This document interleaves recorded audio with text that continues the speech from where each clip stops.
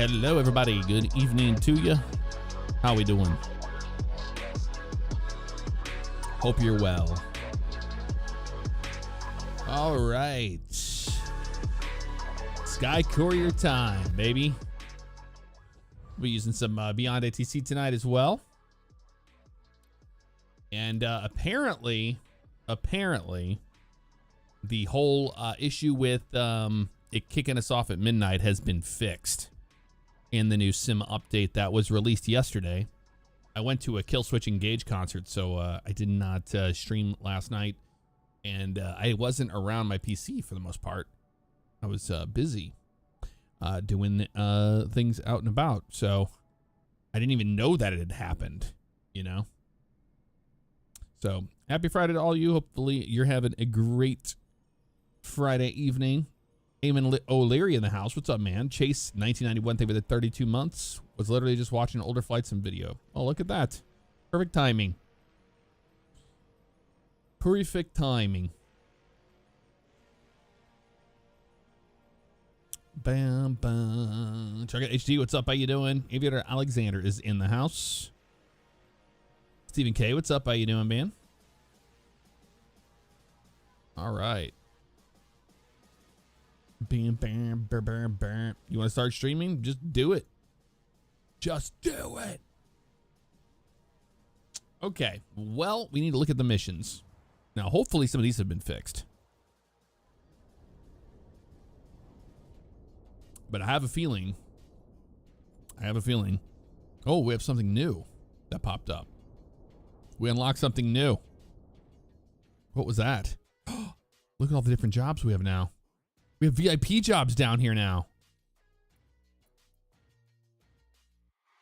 What? Yeah. Oh, because it's on employee. We have to put it on freelancer. Nope. Same. Oh, we have one. We're going south, though. Look at that. We have one going south. We're going to do that one. We're going to Mexico tonight in the Sky Courier. Maybe. We have other ones here, too. Let's see. This is all, oh, nighttime missions, too. You fix that. Oh, this one goes south. But it's a small. I got excited for a second. What is this big yellow thing? It's just where my plane is, right? Wait, what is this? I'm not here. Although it says, oh, okay. I mean, I guess that's where my Vision Jet's located. But things are looking better, aren't they? They certainly are. Mark B 318, what's up? How's it going? Juniper 86, thank you for the 31 months. Good to see you. Homer's Hero, thank you for the 19 months. Hello. Good evening to you. I'm trying to think here.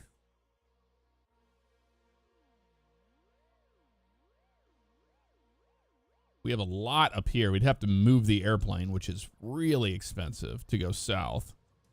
That's a medium for 5 hours and 30 minutes, but that goes to Cuba. That might be a more fun one to do. Why are these so long? They didn't fix that, did they? But we do have, look at all the routes. They go south now. We have options to go south. I think that's pretty cool. All right, this one might be one we're going to do. I mean, unless we can get one down here. Well, this one. We might do this one.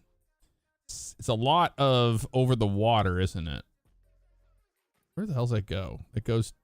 I got to see where this goes to. Oh, wait. Is it just going to Cuba? Nope, it's going... Oh, you lose it every time. We might do this one. Are we flying out of here? Max Field? It's literally a field in the Sky Courier. What? I don't feel like comfortable taking that airplane off like that. This one might be better. We'll fly up just north of Mobile, Alabama. I think we'll do this one. But this is at night.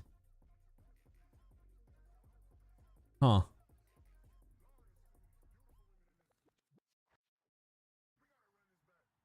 It's live weather. And then we can't change the time. So that's not going to work out too well for us. All of these are real world weather. I guess we're flying at night in the Sky Courier, guys. I don't know what else we can do. Look, 10:49 p.m. Oh, maybe I can move this. Can I move this? I can. Oh, all right. There we go. All right, we can do this.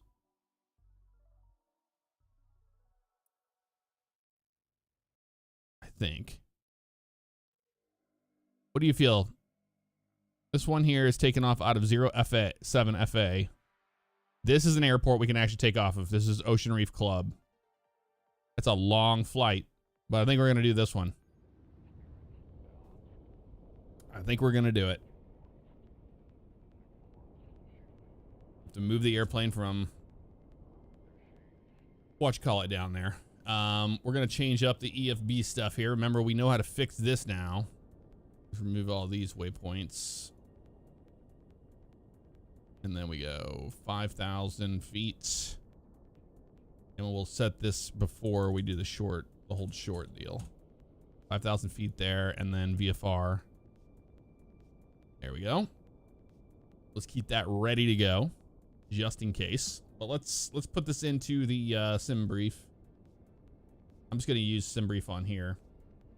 I don't even know what we are. We're just, I guess we're Premier Air Freight, so no airline. We're just gonna we'll just put our 127 Julia Foxtrot. I guess so. Actually, we'll call this one 127 Papa Alpha. All right, we're taking off out of 07 FA. We're going to 3A0. I have no idea. I didn't even look at the arrival. What that looks like. The airport. And what is a Sky Courier in the 408?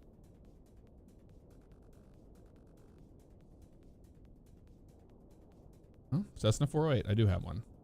Sky Courier. There it is. Okay. 127 Papa Alpha for Premier Air. Okay, let's see if I can get this to actually generate a flight here. It doesn't like the arrival. It says that doesn't exist. Oh, man. This has been a nightmare to deal with. What is the name of this airport? That's the true question here. 3 Alpha 0. Doesn't exist. They've still got work to do on these airports, man, because these airports they take you to make absolutely no sense. Yeah, 3A0 is not a real place. It's just not. You know what I can do? Open the EFB. Let's have a look at the flight planner here, which I was just on. Where is the... Let's see this. What is this airport called?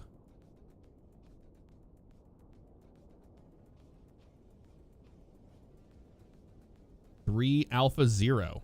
Yeah, it doesn't exist. It's called something else. It looks like it's a closed airport. Nothing on Sky Vector either. Okay, so this is just outside of this fake airport name as well. Where are we at here? We're just outside of 97 Alpha Lima.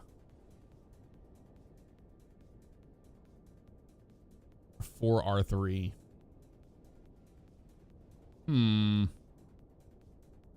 These are not real places. Okay, KMVC, just north of KMVC. Grove Hill Municipal Airport. It's closed. Aha. And what's its identifier? 3 Alpha 0?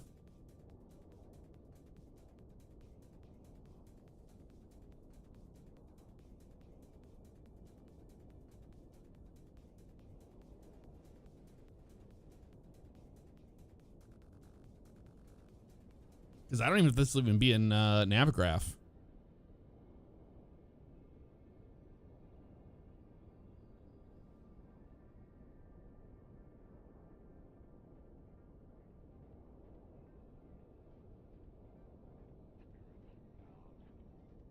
What's up, Marcus?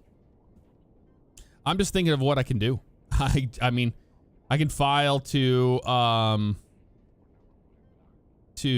this airport here, MVC, and then we'll continue on.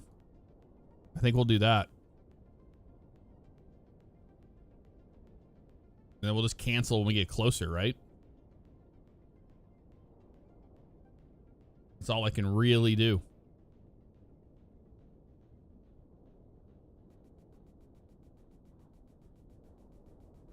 It's in Alabama. All right. If you guys don't know, I don't know. I don't want to waste any more of our time. I'm just gonna file to MVC.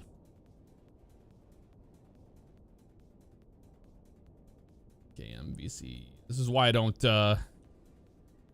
fly this on VATSIM. All right, we got that. What a route. Oh my God. Why is it so many?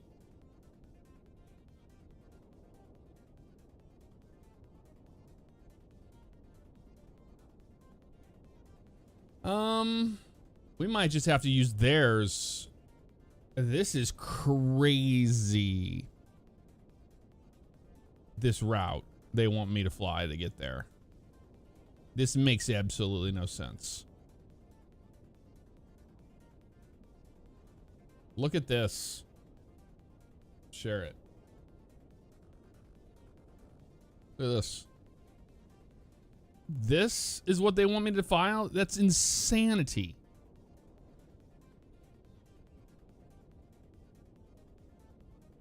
We're really just not. Oh my God, come on. We're not having great luck yet. No great luck is happening here.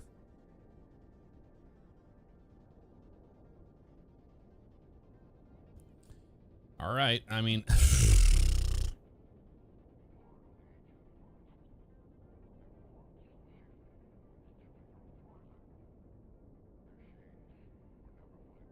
might have to put this back. We might have to just do what they have in here, to be honest with you.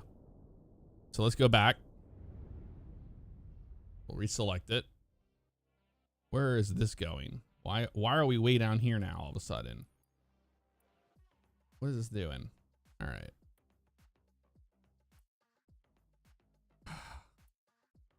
I think we go south. But that's in the middle of that damn thing. What are these? These are way north too. This one is a medium. Out of 6FL3.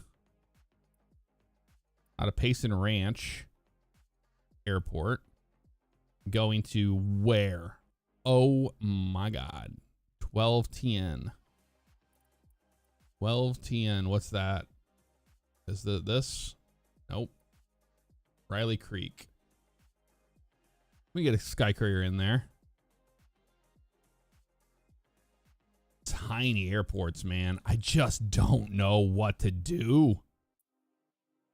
I'm really regretting the decision to get a medium cargo airplane because I thought they would have it fixed by now with season or with the sim update 1, but these options are terrible. They're actually terrible. But I guess we're doing this one. We're going to Tennessee.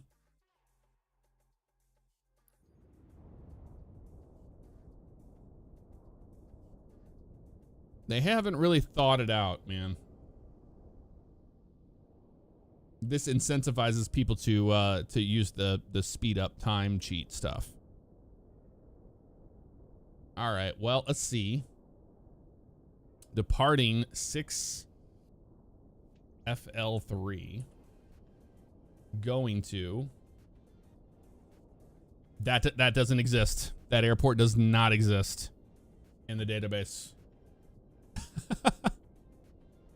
I don't feel like it would be hard for them to code, hey, this doesn't exist in the AirRack. So why would it populate? Dude, I just cannot file these. You know what? We're just not going to use Beyond ATC tonight. I mean, they're not going to let us do it, clearly. We're just going to do this one, the 09 FA to 3 Alpha 8. That's what we're doing. Let's change the time of day. We're doing this one. And we're just going to use their nonsense for navigation. I don't care. Because this is an actual mess they have created. Yep, I'm happy with this. That's fine. We'll accept this mission.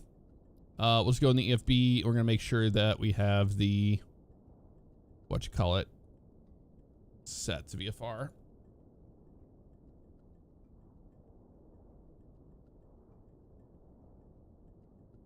For now.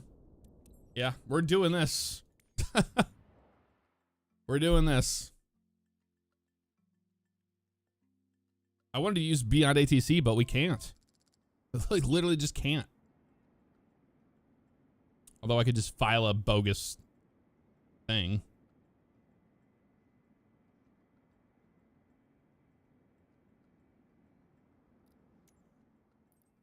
You try, and they just don't let. Oh, we have this. We have plenty of fuel in this airplane.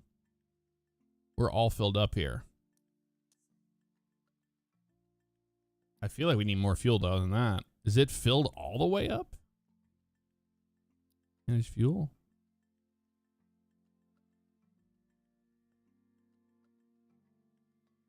What was it at? It's 4,727. Okay. I mean, yeah, I know it's filled up. It's fine.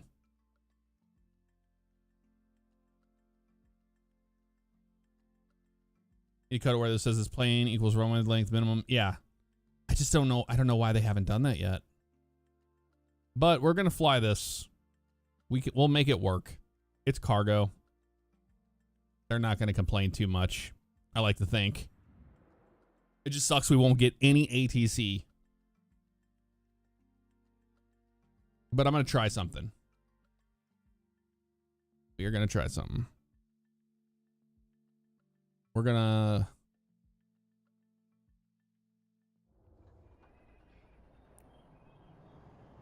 G4 succeeded already out of the gate, and we haven't even moved. This is kind of cool. It's black, purple, and white, the paint job on this airplane. I do like that. All right, before I do our walk around, we're just going to first remove our before flight stuff. We'll do that. We'll leave the chocks and all that on for now. But these got to come off first, and then we'll power up the airplane, and then we'll do the rest of the walk around stuff. That's the idea. My God, could you have put this into a building? Could you have gotten any closer? I guess not. Boy, I don't. Oh, we're on the runway. Okay. It is a cool looking livery, though. I do like it.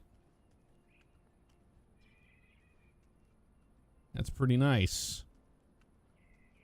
We can pop this sucker open. Nope. Just kidding. It's on the other side, I guess. All right, we'll hop up in here. Oh, it blew out all my views that I had set up for this airplane. Well, we'll just have to do it again. Nothing I haven't done before, right? Do this as control. Is it F5? I think it is. And then left side. Be control F6.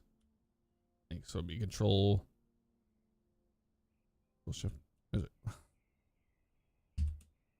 How do you get to it? What? What are these stupid bindings? I can never remember these stupid bindings to set views. Never can remember it.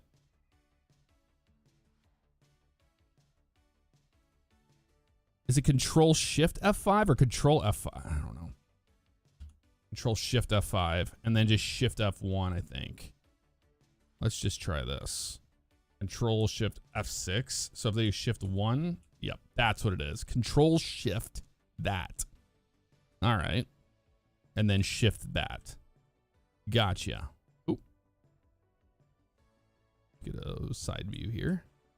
Wind view. Here we go. So this is Control Shift F6. And then we'll do side one here. Like this.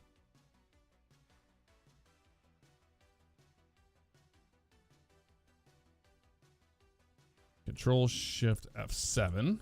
And then we need a we'll need a center console one so we can actually see what we're doing with the power levers. Like this. We'll do Control Shift F8.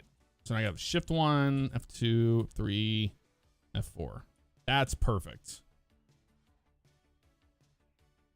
Okay, so battery should be in the ops position. What is it? Okay, I guess that's right. I mean, it seems like it. You got nav, lights will come on. No anti-collision or anything like that. That's all fine and good. We'll hit enter on this. Oh, they were supposed to fix this little dot. I guess they didn't on this airplane.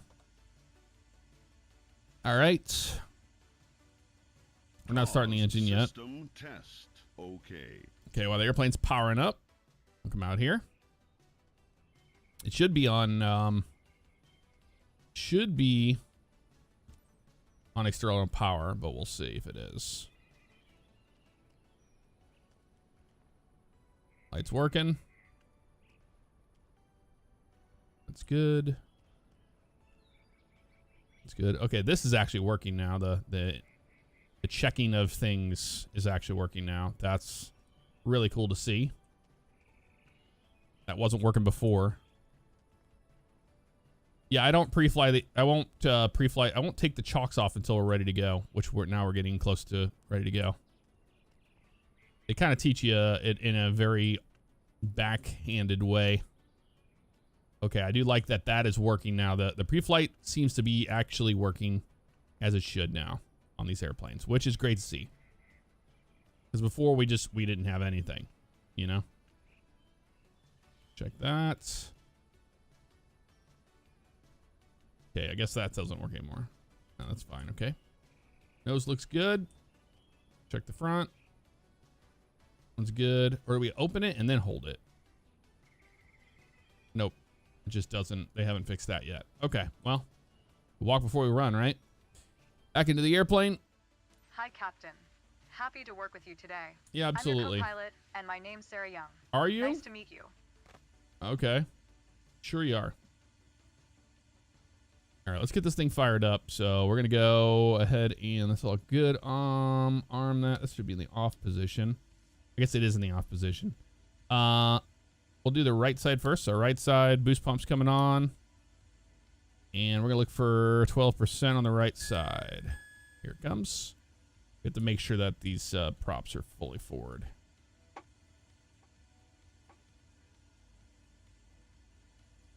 NG is climbing. There's 12. Low idle.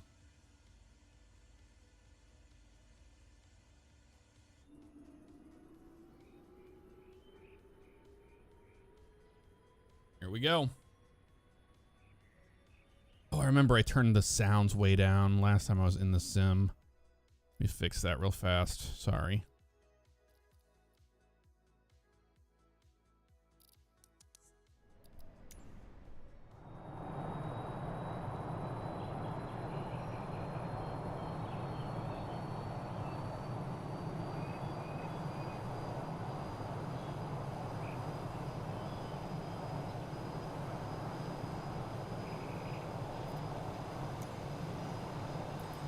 That's going on. What the heck?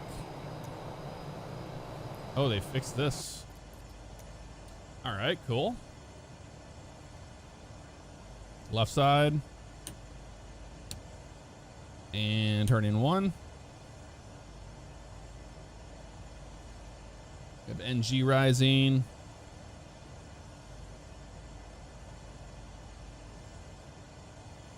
There we go.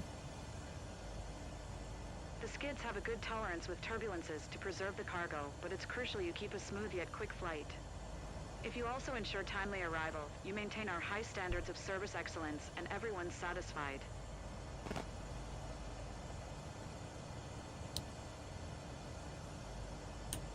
Oh, that is backwards. That's why. Like flipping it up on the middle mouse wheel, it actually does the opposite. So that's good to know. Didn't realize that. All right. Gens are going to come on. And we'll disengage the starters because we have 2 good starts. Should have disengaged that other one. I don't think we need the fuel boost pumps on, but we know we need the bleed airs on. Auto feather is to the arm position. Transponder's on standby right now, and that is perfectly fine. I don't know where the transponder in this airplane is. Probably in these. On out. There we go. That's good there. Altimeter 3013. Let's range this thing out. Oop. Right here. Okay, there's our flight plan. The flight plan's in there. That's good. Map options. Next rad's on. Sweet. Sit back. For the flight plan and have a look-see at it here. Looks like it's all in there. We're taking off on runway 36. So we have the back taxi all the way.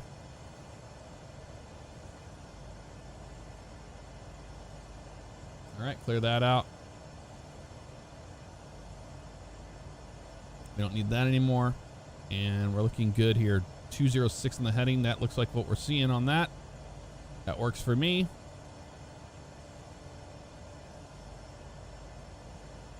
Come fly out of Kilo Lima Charlie Hotel and experience our tiny, tiny airport. Weekend Geeks. Some other time, but it does sound like fun. We have 2 good starts. That's good to see. Be 1 notch of flaps here for takeoff today. And let's double check our trim and make sure that's good in the takeoff position. Need some nose down on that takeoff. There we go. Put it about right there. I'm happy with that. We're going to test our reversers here. Is the parking brake still on? Let's do that.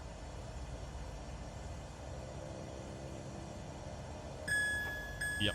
Those are fine. We're in low idle for those for now. Landing. It is opposite day, so it goes to taxi. Let's go down on that. And I think we're going to be ready to get on out of here, y'all. Let's just get the rest of our stuff in here. So we're going to climb to... I believe this airplane's going to be... We're going to be going to 10,000 here today. Is this unpressurized? I cannot remember. Is this airplane pressurized? Somebody want to do a quick Google search on the Sky Courier? I don't think it's pressurized. I think it normally cruises at 10,000.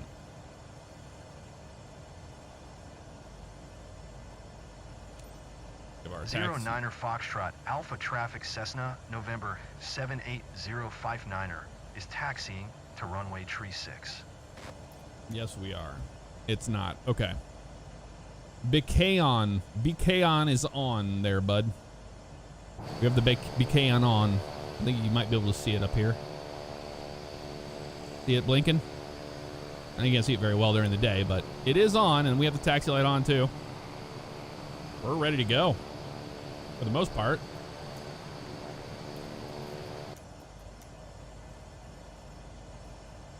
It's oxygen mask. Yep, okay.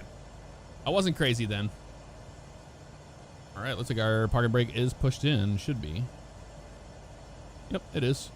Oh, look at that. Thing doesn't take off on you like crazy. Did they fix that too? They must have. I want this kind of looking down like that. There we go.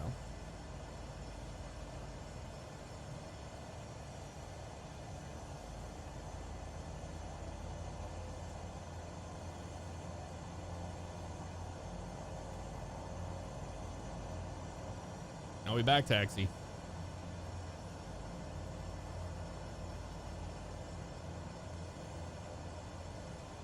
Max height of 25,000 feet for the Sky Courier. Yeah, we'll just keep it low and we'll keep it low at 10,000 today. We got a full tank of gas. If we have to stop and get fuel, we will.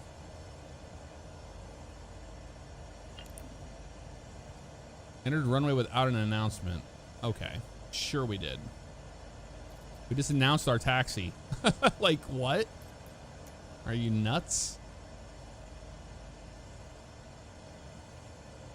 All right, y'all, we're finally here in the Sky Courier. Can you believe it? Have a look-see at this airplane.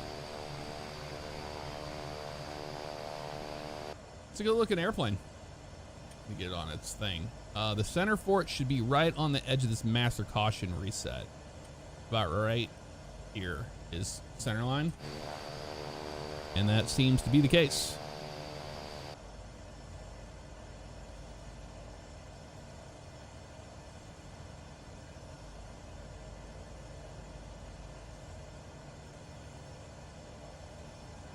All right, we're gonna headings at 360 for now. I'm fine with that. Altitude 10,000.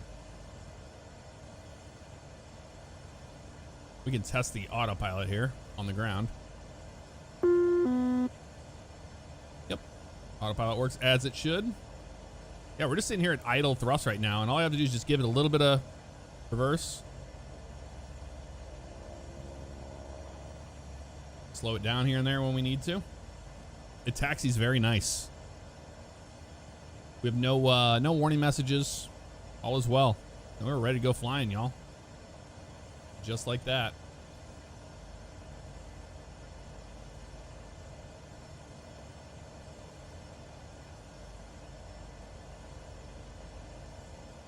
Donald Eggleston, what's up? How you doing? Good to see you.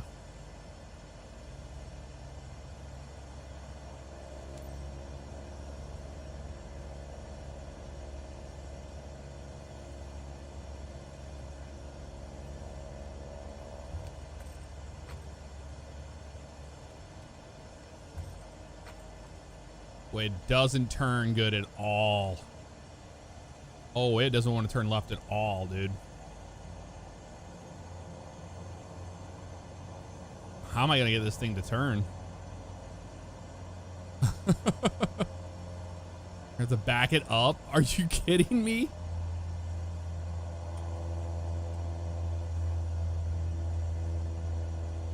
There's a little bit of reverse. Thrust. Nobody wants to see a night fly, trust me. They're extremely boring to watch. You can't see anything. I don't do night flights on my streams.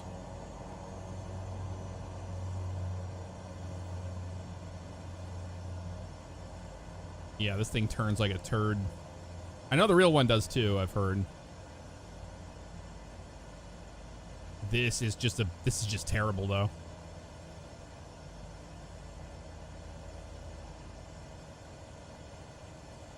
Cannot get this thing, dude. That's full left rudder. Yeah, we're spoiled by the Vision Jet, but this is just bad. This is just bad.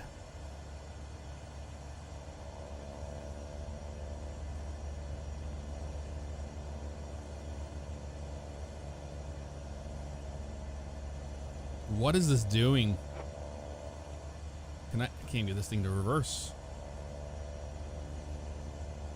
I mean, I know we're in low idle, but holy moly, we should be able to make this turn. We can't.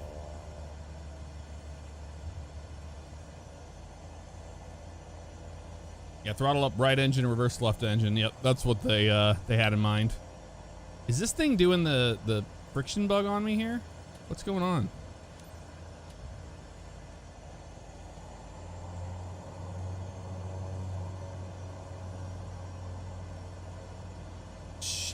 Dude, this is insanely bad.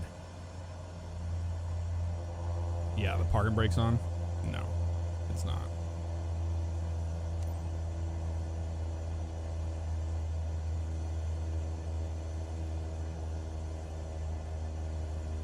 Okay, well, they need to fix that because that's bad. That's just terrible. All right, let's go ahead and set the parking brake here, and we'll do our before takeoff checklist stuff. Actually, we should probably look at the actual checklist that came with the airplane. I have flown it once before, so I got used to the things. In flight before takeoff. Here we go. Auto feather is selected. Prop RPM, check. Flaps set for takeoff. Flight controls. Free and correct. Pitot-static heaters are going to come on. That's good. Inner separators are going to come on. Lights. Got landing. Strobes on. All that's good. Set. EIS is checked. Autopilot yaw damper is, we already disconnected. We already checked that. So that is checked. Before takeoff checklist is complete. Go into high idle. If there's anything else we need to do besides fly, y'all. Can't believe we made it this far.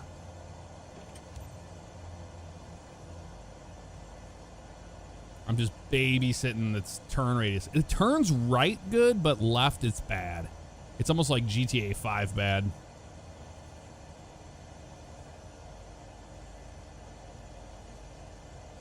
All right. We got a short runway on here, so let's be careful. All right, let's bring them on up.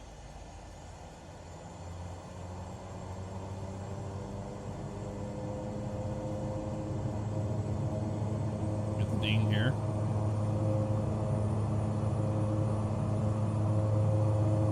Brakes are released. Let's go flying. What is it with these announcements? I just don't care.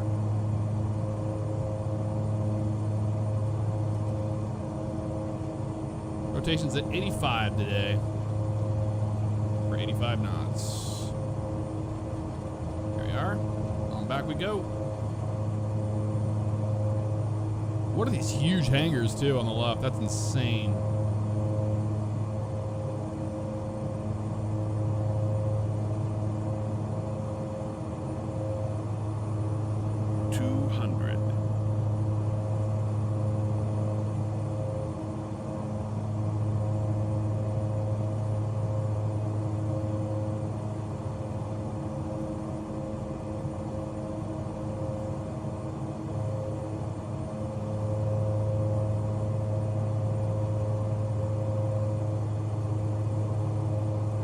Flaps up.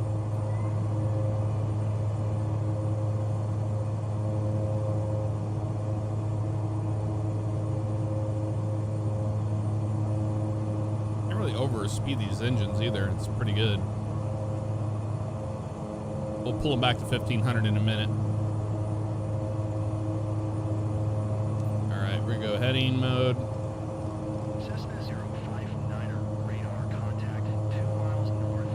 Good there. Heading mode selected.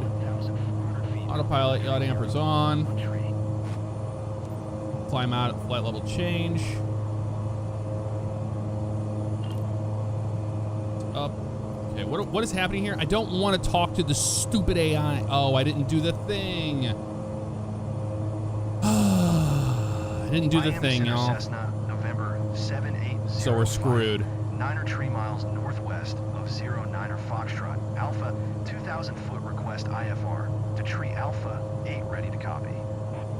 Power back a little bit here. Cessna November 7. Need 1,500 on the props. Is cleared to tree Alpha 8 airport as filed. Squawk 2257. 1,500 about right there now. Okay, whatever. I don't want to do your stupid IFR nonsense. Cessna November 7805. 9 cleared to tree Alpha 8 airport as filed. Squawk 2257. Cessna 059er read back correct. Radar contact 3,000 feet altimeter tree 0. 1 tree continue to JKBL following heading tree 25. Proceed on course climb. I don't care about your stupid ATC. I don't care. We're gonna cancel it the moment we can, man. The moment we can, I'm getting rid of it. We're not climbing to 24,000 feet on oxygen. I'm good on that. And maintain FL240 Cessna 059er.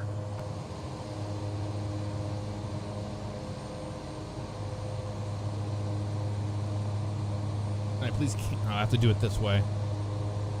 I hate their... I don't like their ATC, dude. I do not like it. Request IFR clearance for instrument. Why can't I cancel this?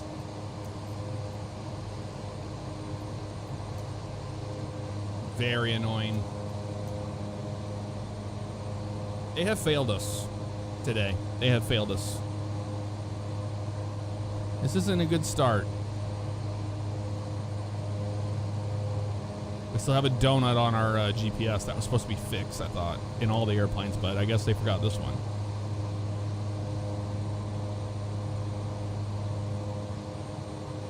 Oh, the flight director isn't on.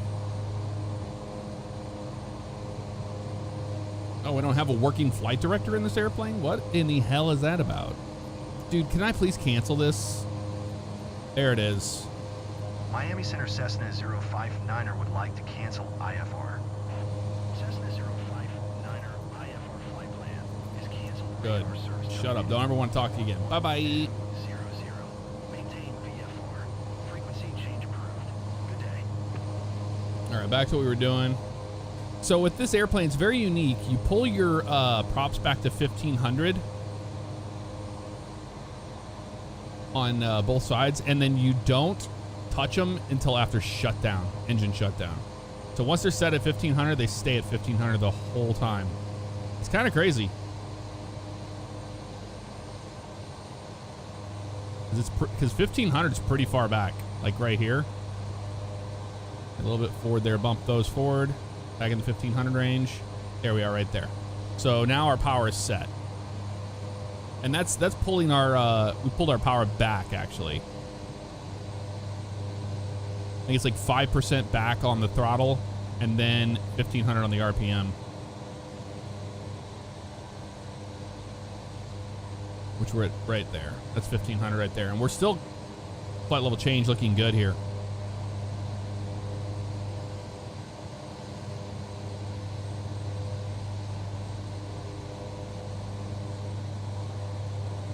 Yeah, that was a disaster to get out of there, wasn't it?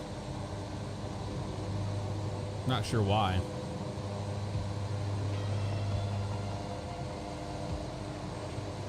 You get a good song.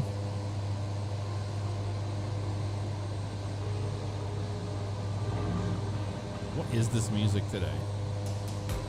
There we go. Vibe check, y'all.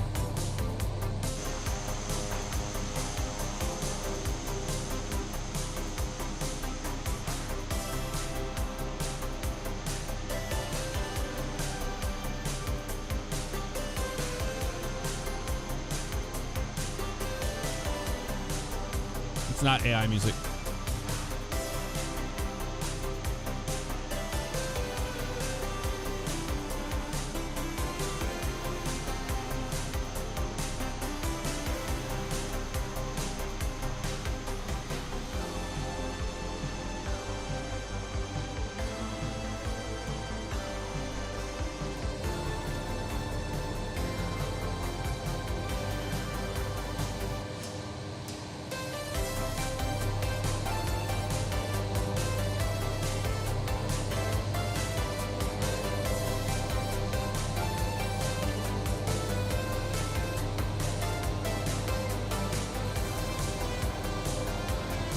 Steve Carroll, thank you very much for the 26 months.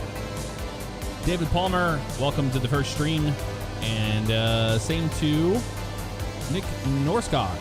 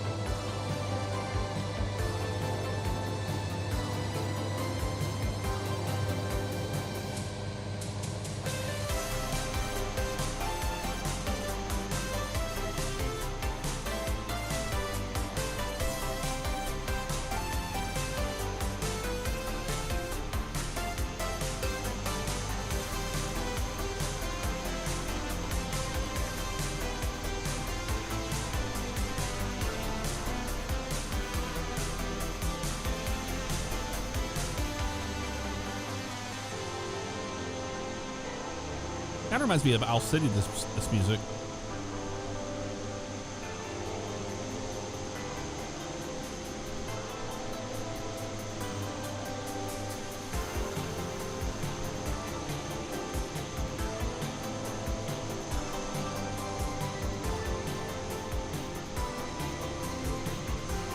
Put on hard tune.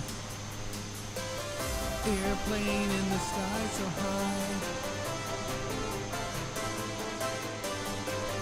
I wanna fly really high. Very Owl City.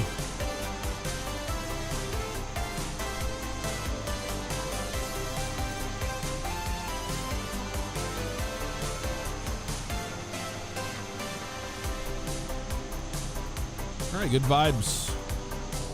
Got a good vibe check. Everything in the instruments is looking good on the way out.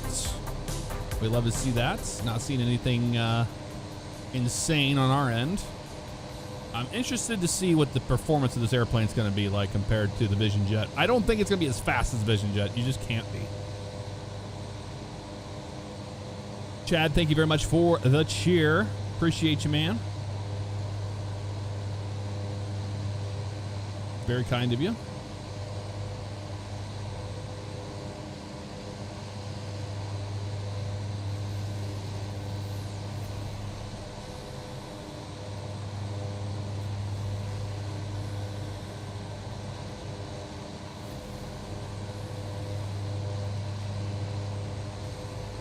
A charts button, but I don't think you can run charts. Oh, you can. Oh, that's pretty cool. Well, let me do that. They supposedly fixed this problem. We'll see.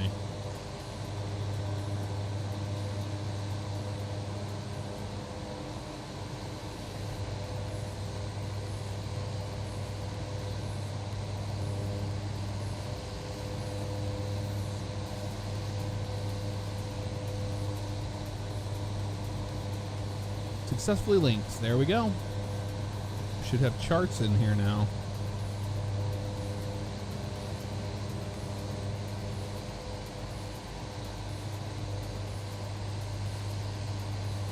And here it all is. Airport. Put it in the airport. That's cool. Show map. So you have approach, weather, star, DP, and it doesn't do anything. Okay, well, never mind. That doesn't work. Of course it doesn't work. Engine.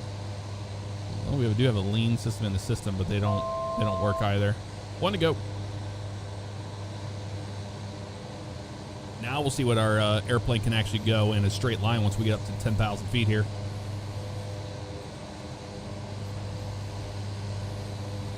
Yeah, I do love props. This the 408 Sky Courier, like it's close to being a really good airplane. It is a Coronado.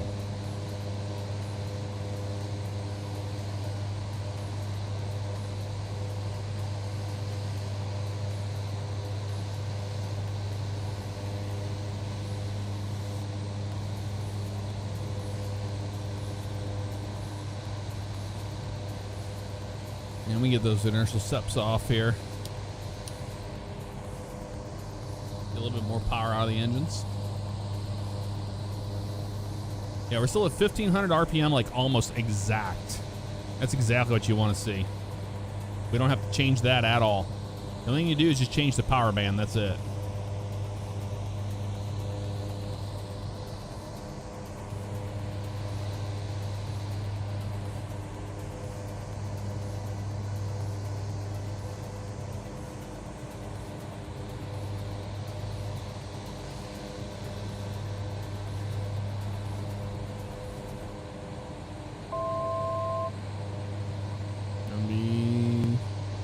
In here.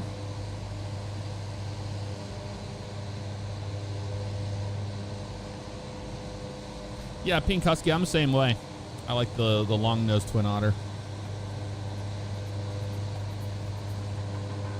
All right, autopilot's doing its thing. There it is right there. We captured 10,000.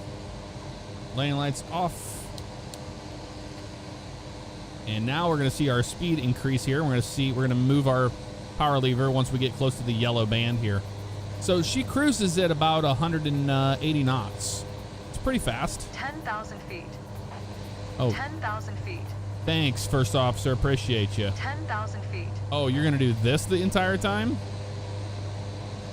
10,000 feet. Oh, you're not doing this the entire time. I'm not going to listen to you. I am not going to listen to you at all.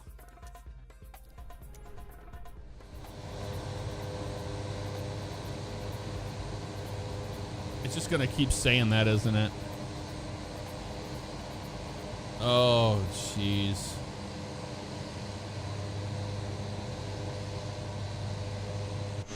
Well, that's not good.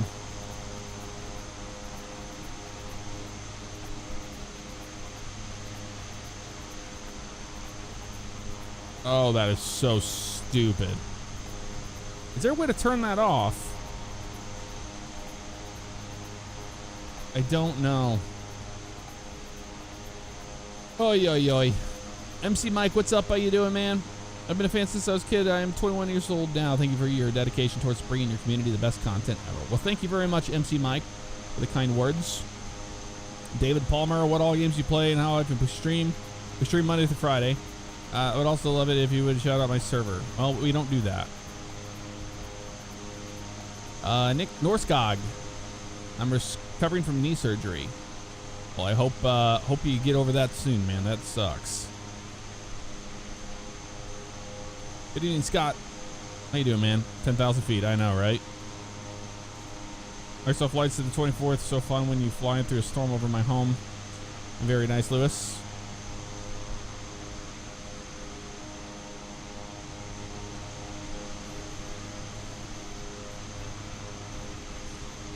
You can't fly 11,000 feet when you're going west. Scott, what do you think this is?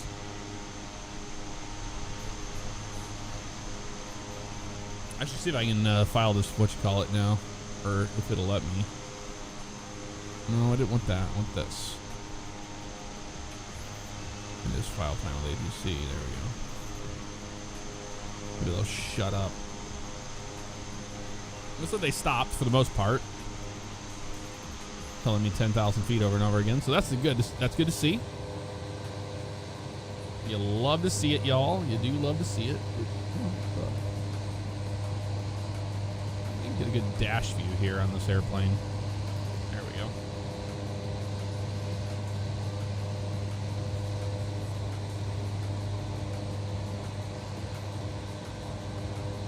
You know, we gotta watch our. What? Why is that screwed up? There we go. Our speed here, speed tape. All right, cool. So our power lever here. It seems like the airplane's underpowered based on the torque level I'm seeing here. Bring ITT up. Yeah, I mean, this is crazy underpowered. There we go. Pulled it back 5%, but it's more like 10 there, so we're getting our speed up. We do have a 39 knot headwind, unfortunately, for this flight. That's never a good thing.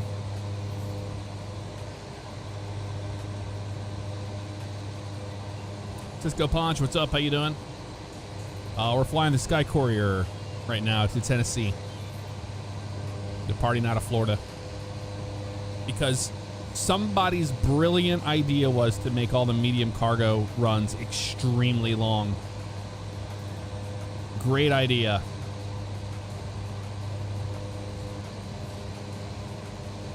And they don't even have us out of airports that it would fly out of. You're flying tiny airports still. They haven't fixed that in career mode. They got to get it together with the career mode, man. They got to get it together. We're not flying to Nashville. That would make sense, right? Flying like Miami to Nashville wouldn't make sense. But no, you fly an airport that no one's ever heard of to an airport no one's ever heard of, which is okay, but it makes no sense for this airplane.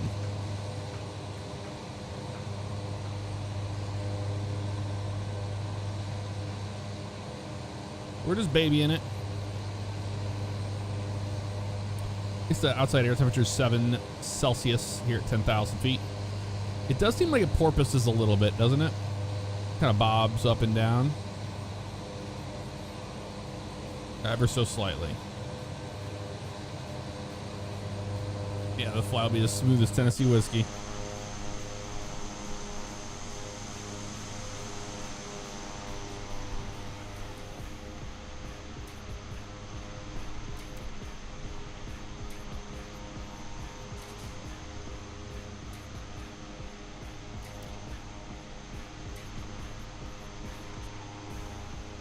This airport here looks familiar to me. Is that Okeechobee up there on the right? I think so. That I think that's Lakeland right there. No. That's Okeechobee there. Unless that's not Okeechobee.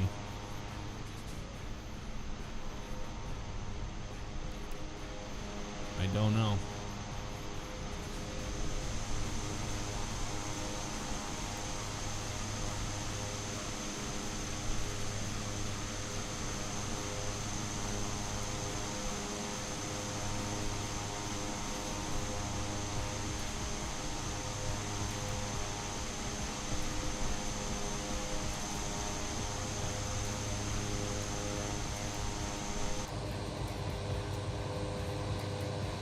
I thought there was a headphones button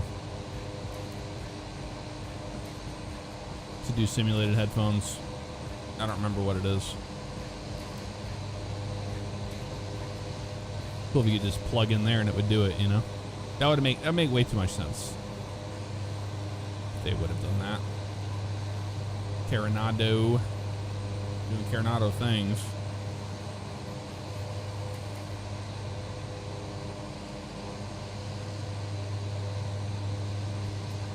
Oh, we're getting closer to the Lakeland. Oh, I see where we're at. We're outside of Tampa. Okay. Oh, it was Lakeland I saw. I wasn't crazy after all. Look at that. It's where Sun and Fun is located. And Tampa's off on our left-hand side. That's Tampa over there.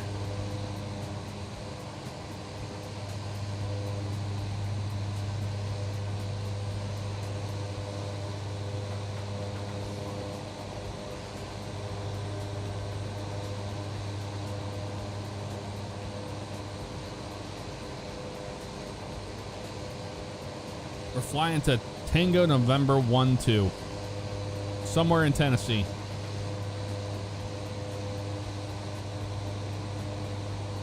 Got a FedEx Sky Courier at the Fargo Air Show last summer. It was pretty cool.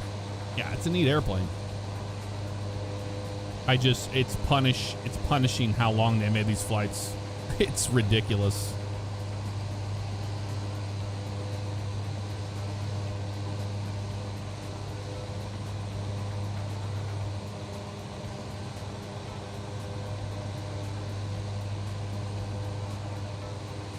We're at 10,000 feet and it's 7 degrees Celsius, so.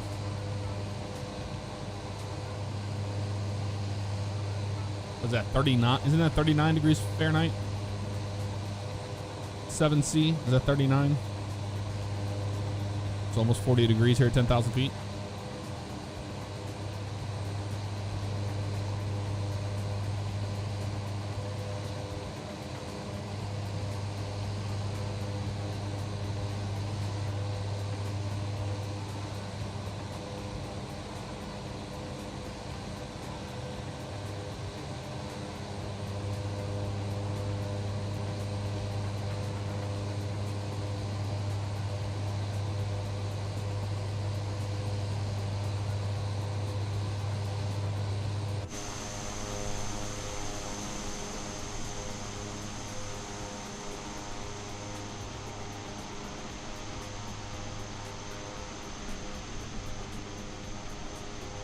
The update kind of screwed up all my colors on my Reshade. Something doesn't seem right. Okay, that selected color is supposed to be on. And it's off. Okay, that would be why that's the thing. But why is it so purple? Like blue. Oh, the blue saturation's all the way up. That's why. There we go. Like. It did change it a little bit. All right, reds. A little bit of vibrance to the reds. That doesn't do anything. Magentas. Saturation. Oh, I see. There it is right there. Okay. Reds are here. Yeah, I don't really do a lot. It does look different, though. I'll tell you that.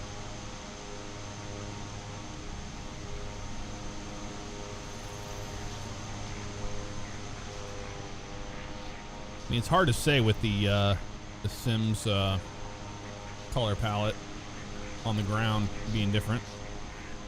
Let's see what the cockpit looks like.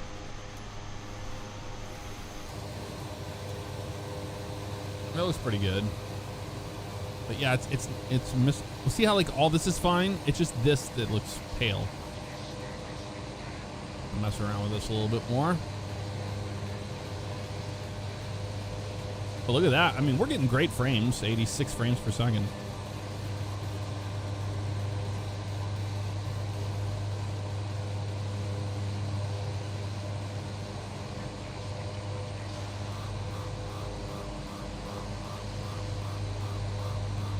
What is this music?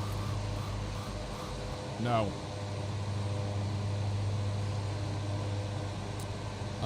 Loot. Effects. I don't even look like it was even on. There's a bunch here.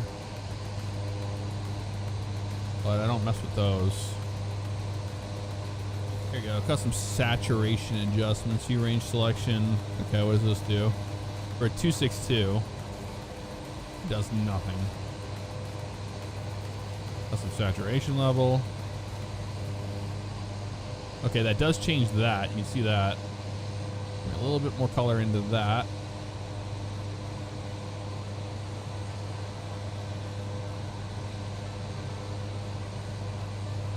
Saturation far. That doesn't seem like it does anything there. Saturation limit is on that. There it is. Okay. Saturation limit got changed. So we'll bring a little bit more into there. That actually, that color right there, that looks true to life. I think that looks really good. Let's try this.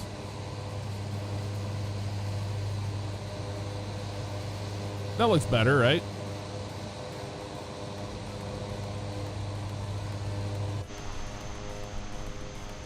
I think that looks better. A little bit better. And that's not far off.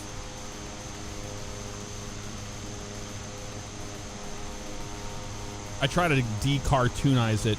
The thing is, it's like this color of the tree. The trees seem off to me now, don't they? They seem purplish to me. So something to do with the purplish color I'm seeing here. And it's not cyans so much. It is cyans. Okay. It's the cyans that are up. So we'll bring those out a little bit more. There we go. Now we can bring our greens back out. The saturation of the greens were low. Although that does nothing. So just kidding. Maybe vibrance. Nope, that does nothing. There's all sorts of weird ones.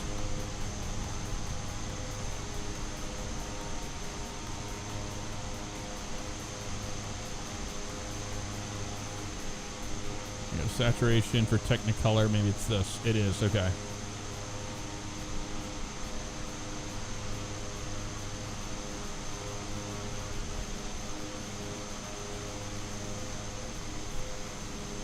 Maybe bring up the whole thing, and then we'll just take out some of the cyans out of that. Well, that's broken.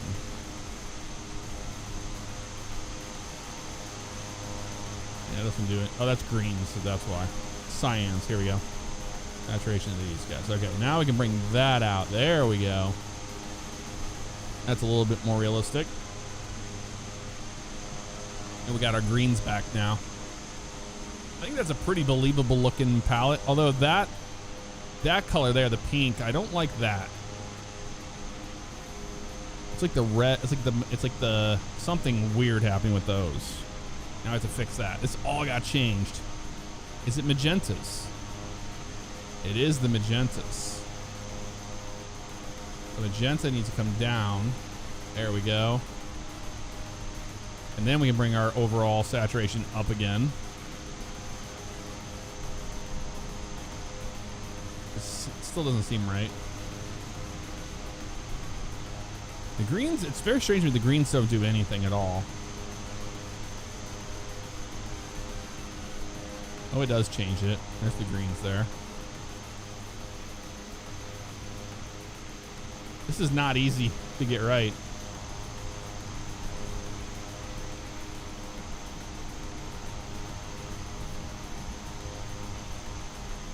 There's gotta be something else doing it.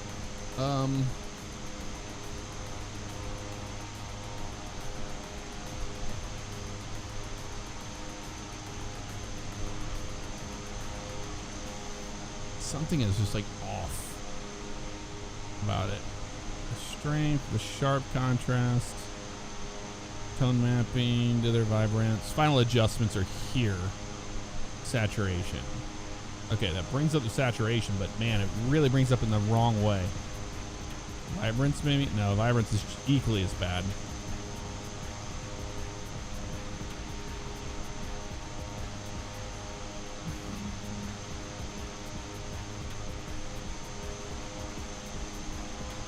I mean, let's rock with this. It's gonna take a minute for our eyes to adjust, but the thing is if you look inside here, like we have color on everything. It's just the outside that didn't. But that doesn't look bad. That looks pretty good. What do you think of that?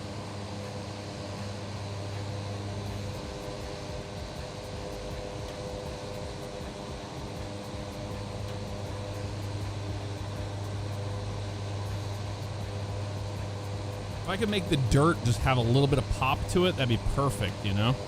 But it doesn't like the reds. The reds don't seem to matter too much on the saturation side. I mean, it does, but maybe we do half on the reds. Let's go half on the reds. That looks a little bit better now.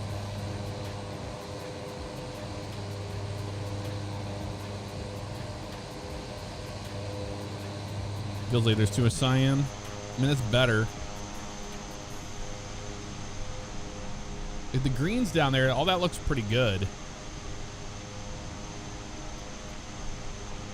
It could also be just the data we have here, the Bing data that we're seeing, the satellite imagery. Because if you look close on the airplane's got color in it. And you see? A lot of it. Like you see the red there on the door and stuff.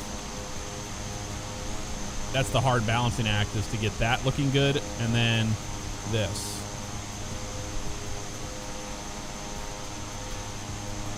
Just want a little bit more green.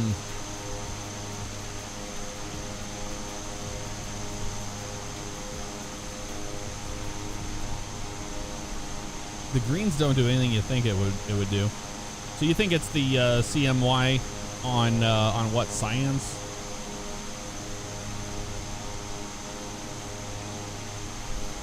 So on the cyans, you have cyan itself. There it is. That's the green I was looking for. Took me a minute to find that one. Okay, that's bringing our tree color back now. It was hidden under cyans. All right, I understand how this works now. Saturation's that for the green. Okay. The pink's got to go. Yeah, it's gonna be in the reds. This one here. So yellow in the reds. So put more yellow in that. Vibrance is here. Cyan colors of it there. So bring out some cyan on that. Magenta, look at that. Get rid of that. And that's better, I guess. Seeing pink hues a lot. It looks better, doesn't it? Look at the yellows here.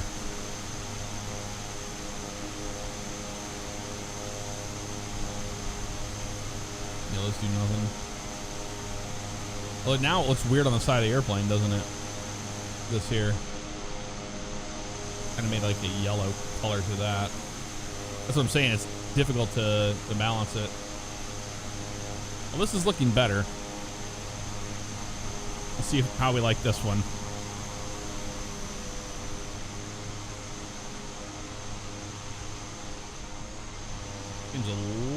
Seems a little better.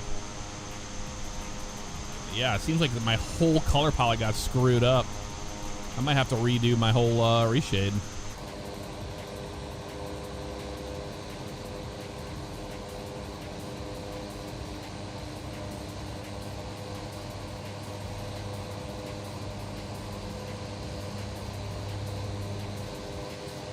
Too much magenta? On which one, you think? On magenta overall?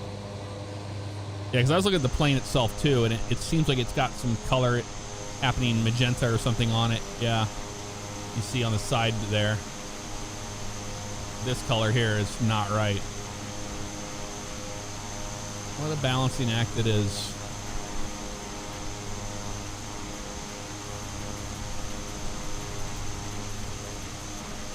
Yeah, there's magenta there.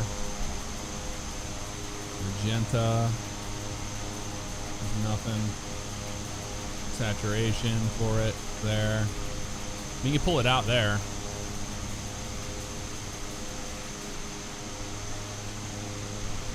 Seems better.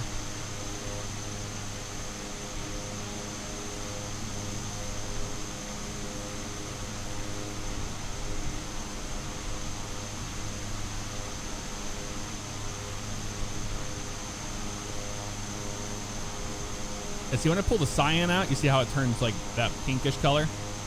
The cyan's what I'm kind of balancing everything with right now. It seems like it's too green. Maybe the greens themselves have to back out a little bit.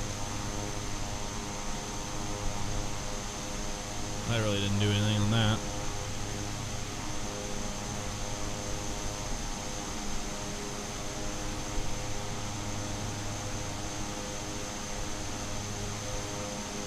And then the overall, where's it at?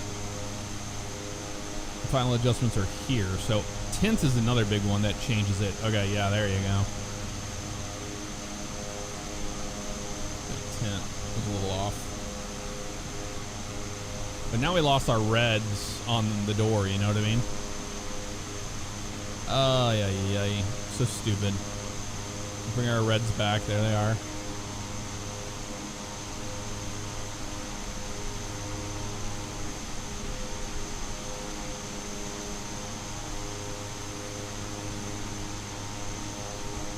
Yeah, I'm just gonna have to reinstall the reshade to fix this. Otherwise, we're just chasing our rabbit.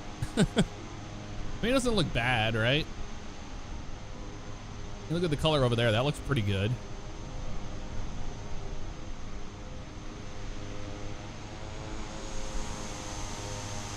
Too much cyan and yellow on the airplane.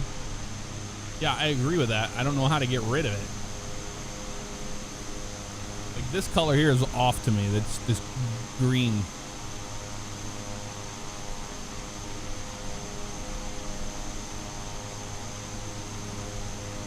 I wonder if we can reset to default.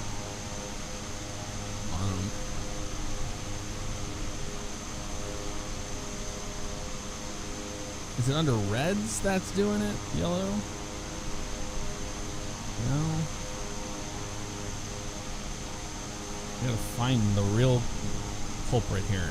Cyans.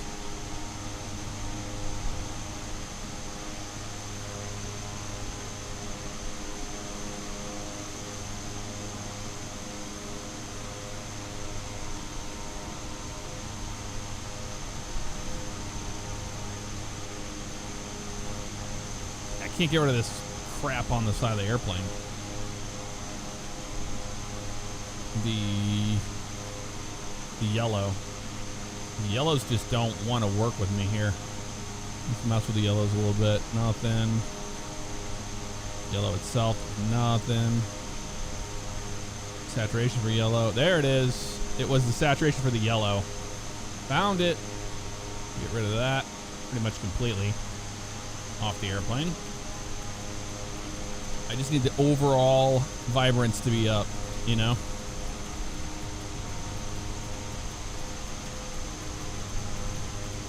This, but it doesn't look good. It's not changing any color of this back here. I think that's just the color of that damn grass. It's not easy. Yeah, I fixed that, but what does it look like inside? That's the question. That looks better.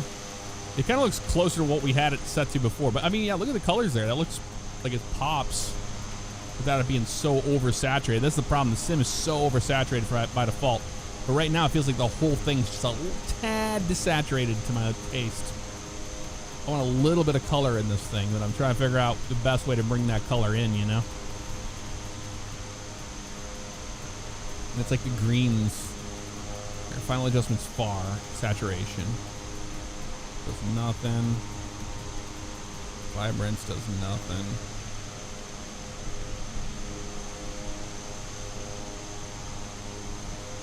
The red, cyan. Nothing. Yellows. Nothing. I don't know how to get the overall picture to be better looking, you know? I'm trying. Oh, maybe it's this one here. Technicolor. Here it is. Okay, that's that one. This is the strength. Okay, so the Technicolor is what's doing it. We'll pull that out.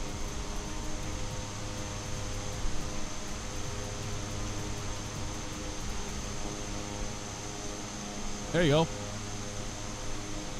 It's a Sky Courier flying high above Florida's airspaces, looking out for any kind of other airplanes that might be en route.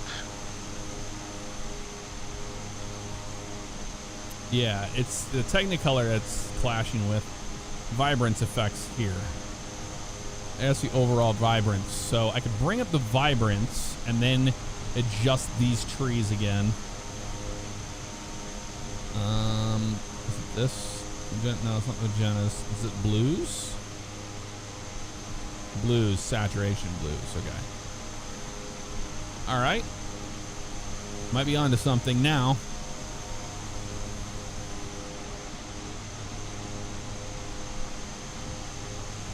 Does that look better? I can't even tell anymore, man. I think I'm just gonna have to reinstall it. It's just a lost cause.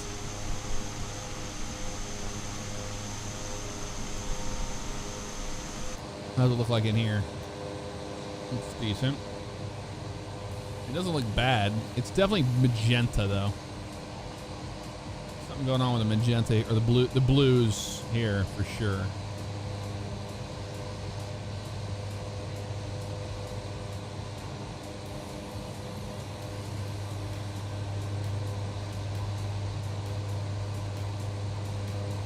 There we go. I mean, it's not bad. A little bit more neutral now. We're gonna be flying over the ocean for a while.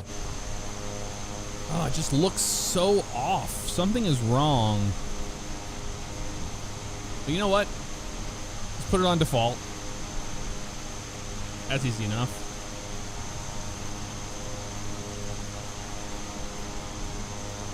This is just nothing on. This is default sim. See how saturated it is?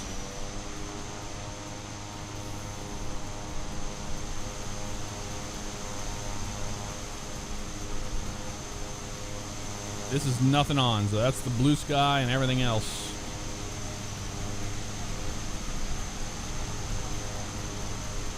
I still just think that it doesn't, it's just, I think the sim is just magenta, you know? The default sim itself is magenta. So selected color is the big one that does all that. Clarity, we put that on, vibrance. Okay, that's what we do with the selected color to bring it out. So that one and that one. It actually looks pretty good like that. I think we had it close. It just were... Okay, contrast, brightness, saturation. We're going to keep that off. Sharp contrast is fine. The HDR one is what breaks it, makes it brighter. Technicolor is what's supposed to balance it out. Clarity, and saturation limiter. But the Technicolor seems to be too desaturated. So it is Technicolor that's doing that, but that's an easy fix. That's just the saturation level here. Let's bring it up a little bit, and we're golden. I think that looks better. I think we just fixed it. Because it doesn't look too far off of what we just saw from the default. It's just less saturated. Like, see the sky? A lot more of a natural color to it, if you ask me. I think that looks good.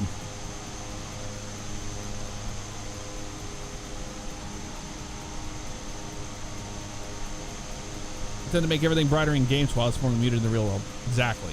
That's what's tough about it.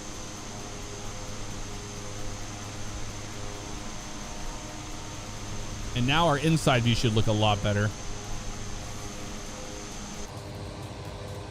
Although it's got a purple on it now. In this. Yeah, it's got that damn pinkish purple kind of thing happening. I'm not a huge fan of.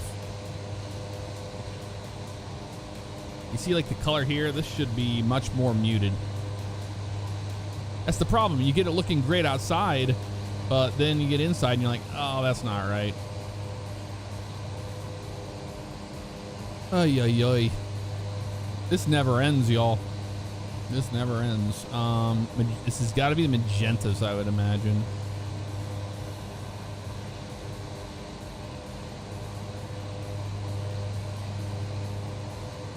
Nope, not the magentas. Because you see the magentas on there.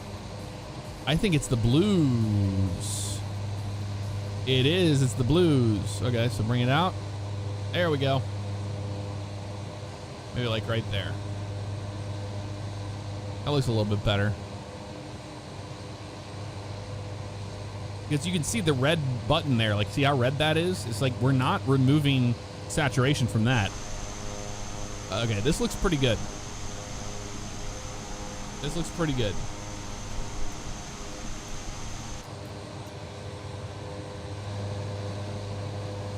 It's decent. I wonder if we're gonna have enough fuel for this trip. Why are we getting this song again? I really don't want this song.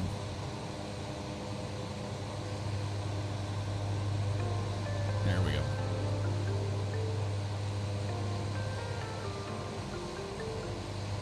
What's our fuel looking like? Oh, see, our greens here are way off now. But they're fine over here. What? How is the green here fine, but the green here is not? That's weird.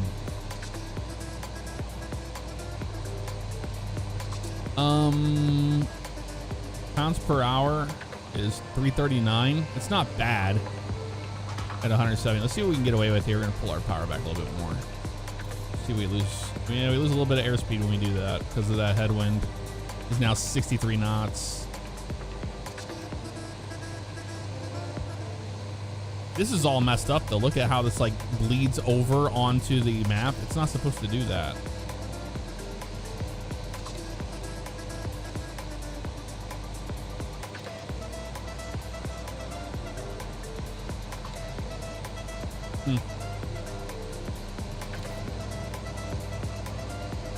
Couldn't tell you.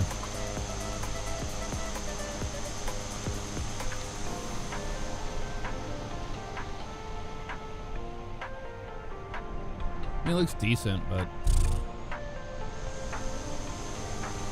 I think I'm just gonna have to redo it.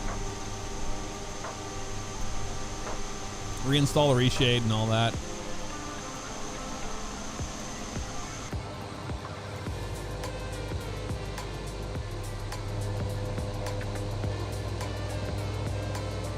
Mates of Attack, yes I have, many times. Tyler Thomas, TT, thank you for the 47 months. 4 years. Thank you very much.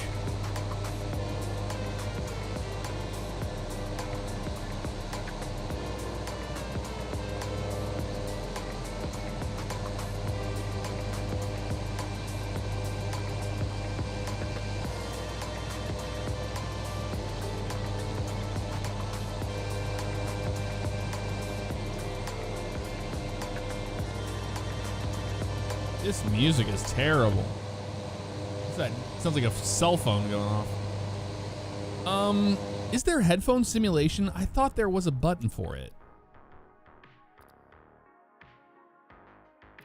I've got to find it.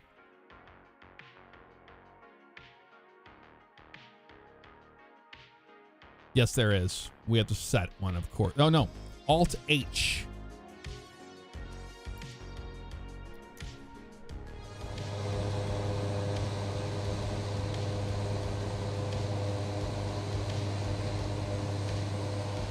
Does nothing, by the way. Oh, we just did something by hitting Alt H. What did we do? What did it do?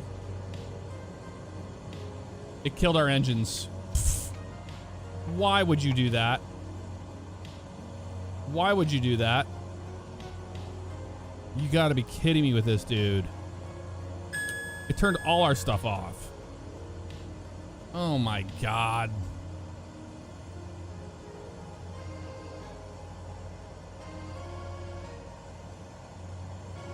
That engine up and running. There we go. Left one's coming up. Hold on there. Hold on to her. Hang on to her.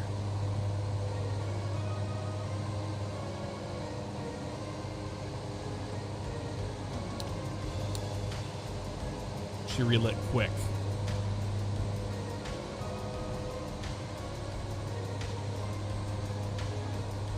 All is well.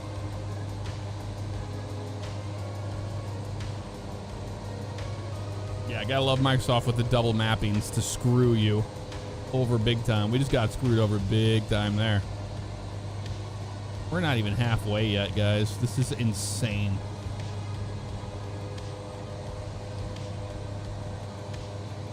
Moose, thank you very much for the raid, man. Appreciate you. And gifting a subscription to Eagle Eye. Thank you for that, dude. Find the Sky Courier.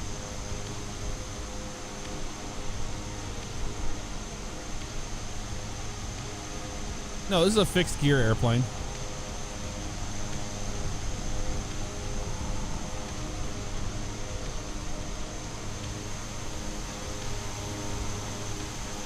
See? Nowhere for it to go. Butt down.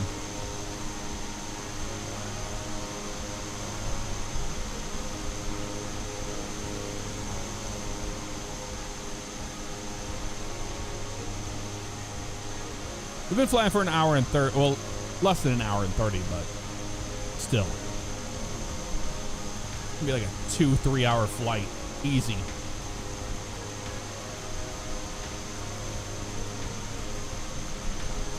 I'm doing great, Moose. How you doing, man? Hope you're well.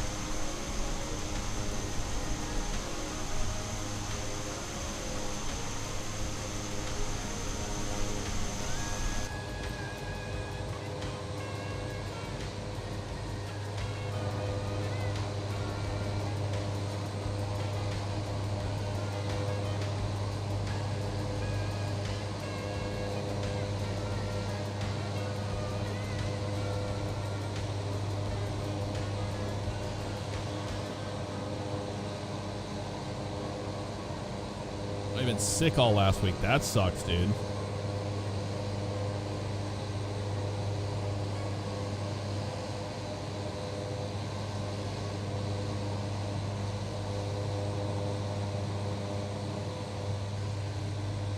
We get the long trek across the Gulf of Mexico, and then we'll get up into Alabama and all that.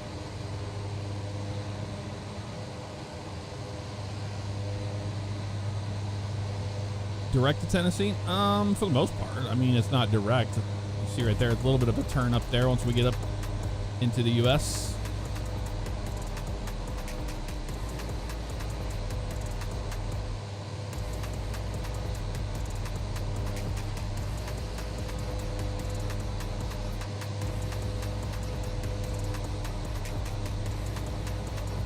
We have 4,072 pounds. We should be all right. Should have plenty of fuel to get there.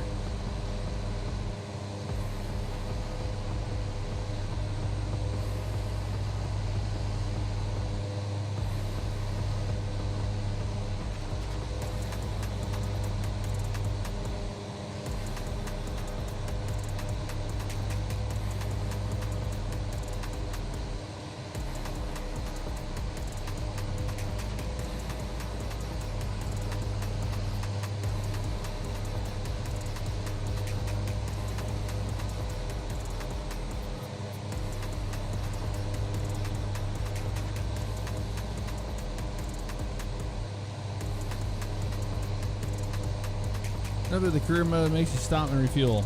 I wish they did, but they don't. But I think we'll have plenty of fuel for this flight. Should. Either way, we're going to be testing this midnight thing, see if they fixed it, actually.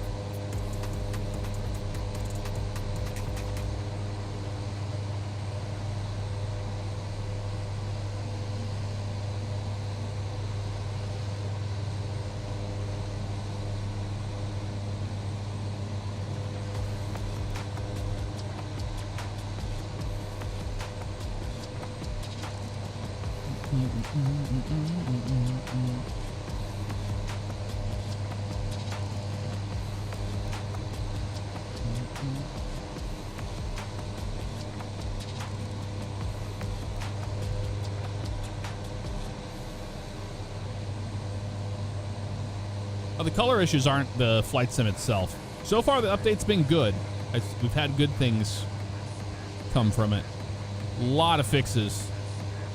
We can go through the fixes if you want to. We have a lot of time to kill over the off the Gulf here. Let's see.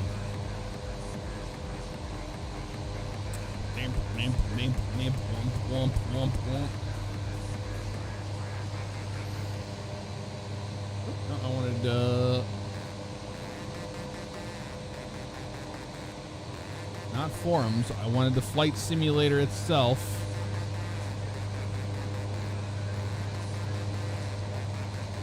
Oh my god, I can't even find Microsoft Flight Simulator. Their main website.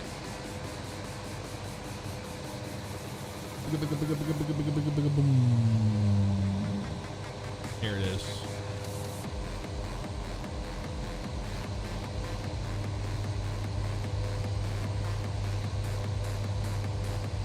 Here we are, our Bible.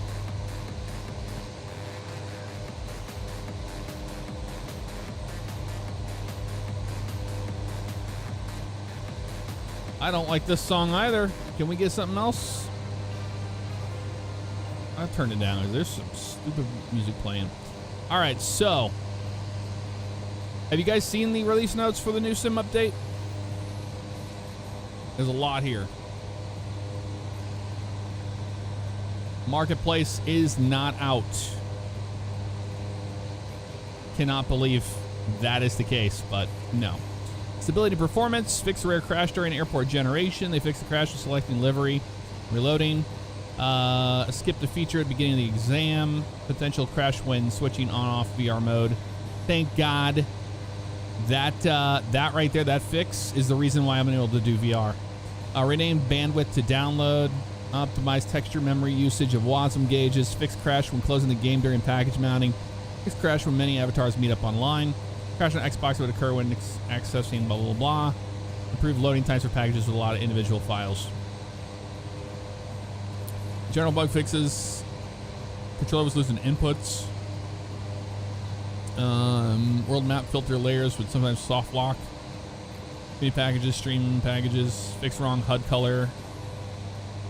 Fix scene flickering. Profanity check on call sign and flight number. Fix the bug where non-selectable aircraft were not taken into consideration by various system after unmount. Fix an issue where going into showcase fixed camera, the camera panel would cause the camera to go back in the cockpit, which seen that tonight. Fixed multiplayer nameplate, UI render distance of the items outside their frame. Flex Premiator content not being streamed. Camera panel no longer forces the cockpit view. Yep, we know that. Fixed swap colors between offline and online. Missing music. Clock, hours, minutes, ink deck events not behaving as expected. That's what we saw before. Same thing with the Zulu clock set. Whenever we have those hotkeys to change it to real time, and you can do that, which is nice. Usage of real time set of flight time when initializing switches. Fixed the light issues when starting a flight with the sim time that is different from the real time, which we've seen tonight. Fixed community packages being duplicated. Increased screen exposure under heavy cloud cover, which is nice because it was way too dim. Backwards compatibility bug fixes. 2020 planes, exterior lights, those have been fixed. Fixed wrong font selected when rendering XML gauges. 2024 SimVar Ambient lights sensor to return to very high value. Okay, these are just like really intricate things when it comes to the 2020 airplanes coming into 24. Same thing with the emissive brightness being wrong. New aircraft, they added the Cessna 185 Foxtrot Skywagon from Coronado. We get that for free now as a thank you for being patient. Improved the grouping of 2020 aircraft with an empty ICAO model in the aircraft selector configurator. Airbus got some fixes. The A310. Motorhead, thank you very much for the 11 months, man. Appreciate you. I9 builds fixed memory optimizations, 320neo memory optimizations as well. Same for all of these airplanes. Huge change list in the A330. If you're a fan of the A330, here you go. A lot of stuff have been fixed here when it comes to that. Airbus A400, the 400M Atlas. A lot of fixes here. So that might be worth trying that out again. Then we have... Oh, this is the stuff on the windshield you're seeing here. These are bugs. You hit bugs on the way out and when you go down. It's pretty cool. The Albatross got so many updates. It's crazy. Look at this. That's a lot of fixes on the Albatross. Like, that's basically a brand new airplane. Look at this. It's still going. Still going. Pretty wild. Still going. And then done. We're not going through all of these. Beechcraft Baron G58 got fixed as well. A lot of changes to that. The Bonanza GE36, which was not fun to fly, that has been fixed as well. A lot of fixes to this airplane. C90 got some fixes as well. The 737 MAX 8 got a lot of fixes. Supertanker got APU heat blur, knob emissive. A lot of things here with this airplane. Haven't flown very much of that or the Dreamlifter, but I was waiting for these to get fixed. Dreamliner got a bunch of fixes too. Quite a few of them, actually. The Globemaster 3 got a massive change from Miltech. Look at all these. A lot fixed on that.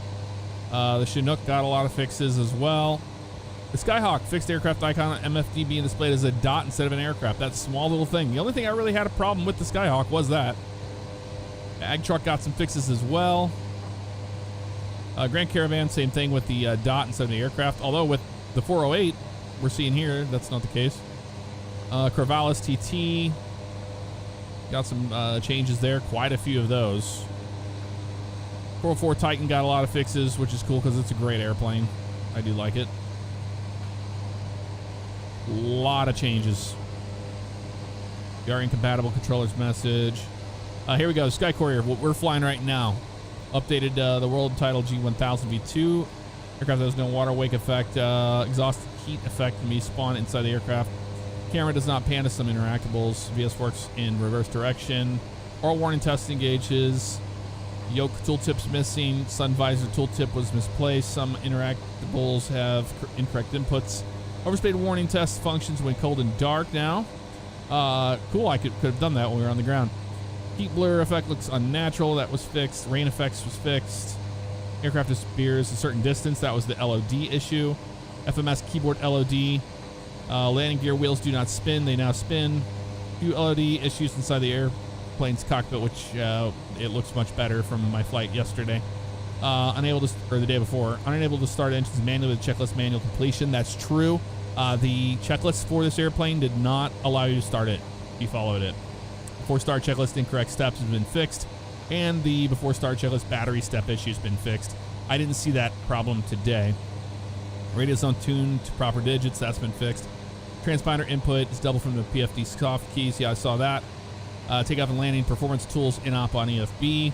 They're now working. Several dashboard interactables don't have sound effects. They're fixed.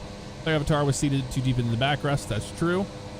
Nav frequency megahertz knob is not animated. It's now animated. 408 EFB flight plan not transferring to G1000. That's working now, as we can just see there today. Core simmer pilot, cold and dark. Using checklist does not work. That's what we were just talking about. Cessna 408 condition levers were unbindable. We're still using our mouse on that. Autopilot VS mode does not maintain select climb or descent rate. It does now because we saw it on the way out. Or no, we'll check it on the way down. We used flight change on the way out. VR controls not supported, and they are now. So big change there. Citation CJ4 got some changes. The Longitude got some fixes, which I think is one of the best airplanes in the sim. Cirrus Aircraft SR-22 got a bunch of fixes to it. Here's the Vision Jet, our baby. Check out the baby. Added additional non-English localization. Fixed engine sounds during the engine start. They fixed that. Fixed an issue with the airplane was using the incorrect fuel type. That's a big one. IPS now correctly cycles between pump 1 and pump 2 when you have that system on. Aircraft status synoptic now displays the correct amount of windshield IPS fluid and text. Ice protection synoptic now displays the correct windshield IPS state. They fixed the airspeed indicator color bands on the external HUD, added EFB takeoff and landing performance data, which is cool. That's another big one that they added. Selected altitude is now around the nearest 10 feet when using altitude sync. I never used altitude sync because of that reason. Autopilot is no longer inhibited while on the ground, so you can do an autopilot test. Fixed the tooltip description for the package door. Sweet. Fixed an issue where the interaction for the speed increase, decrease wheel was inverted. That was a problem. I remember that. Adjusted the maximum allowed airspeed references set by the FMS based on the aircraft configuration. Good to see they fixed that one. Instrument lighting knob now changed the backlight intensity of the G3000 screens and GTC buttons and knobs, which is fantastic. That was a problem. Adjusted the positions of the pilot and quick view cameras. The auto throttle disconnect button on the left side of the throttle lever now have the correct function instead of being used as a toga button. Yes, absolutely. So now you can actually hit it where it would be, which is in front underneath it. Toga button interaction was moved to a click spot in the left throttle lever near the forward end. The handle may interact with the toga button through the secondary interaction on the throttle lever. A lot of fixes there. Diamond DV20 got a bunch of fixes. The C-Star got a lot. I really liked the C-Star when I flew it, but it needed some help. And you can see here a lot has been changed on the C-Star. Like, look at this. The thing is, yeah, we had to wait for the sim update a long time, but man, they were busy. Draco X got a lot of fixes done to it. The A10 got some fixes done to it as well, including the flight model using the FS24 surface definitions integrated. That was a problem because, yeah, it behaved very weird, the A10 did. Flight design, CTSL got some fixes. Jetson 1 got some fixes. The VL3 got a lot as well. Joby Aviation, that got a lot. Orion got fixes. Pilatus PC6 got fixes. PC12 got a ton of fixes. This one needed it a lot. I really want to see the Pilatus PC12 or 24. Pepestral, Taurus M got fixes. The Virus, Parachute, Sky Rascal, they got that fixed. Small things, VR incompatible message. Aircraft does not crash about 40 knots now. Good to know. So did the Pilatus PC-24 get any fixes? I didn't see it. Zlin Aviation Savage did. So here you go. Aircraft core systems. Fuel system. Fixed an issue that caused the fuel type parameter to be ignored from the fuel section. The fuel system section is defined with a version of 6 or latest. Fixed an issue causing some aircraft to start with 0 fuel. Those were problems. Last Cockpits fixed the avionics display, who became extremely overexposed. Great to see that. 1000 NXI got some fixes. Here's the G3000, what we're seeing like here. Autopilot's now inhibited from activating altitude capture mode for a short time each time the autopilot's pre-selected altitude is manually changed. That's a real thing. Fixed an issue where sometimes approaches added to the flight plan could have improper connections. We've seen that too many times. False positives when filtering RNPAR approaches that are unavailable. Good to see that. And they fixed the display of waypoint ident in certain parts of the GTC directed page. G3X Touch got fixes, and the GNS 43530 did. And the Primus system. This is basically what you see the Epic avionics. I think this is the PC-24, right? I think so. Either way, a lot got fixed on that. Proline 21, UNS got fixed. Physics, fixed helicopters, CFD, rotor wash, aerodynamics issues on the edges of platforms. Nav data, got updated magnetic variation data. EFB, a lot of fixes to the EFB. Aircraft gameplay, free flight, increased default player character, camera speed, adjusted gamepad player character, rotate axis, previous sensitivity on the peripheral. Good. We didn't have any problems today on that. Career mode, here's all the fixes in the career mode. Lots of career mode fixes. Mission's not starting the date, time indicated. Server error occurring when playing a mission at midnight. We've had that one before. We're going to see in a half hour if that's the case. Fix the crash when selecting an airport to transfer an aircraft. A lot of crash fixes. Profile bar, be able to skip phase button. With an active pause. Mission distribution on the world map's been improved. I mean, I guess so. It has been a little bit better. I noticed that, but still not where I want it.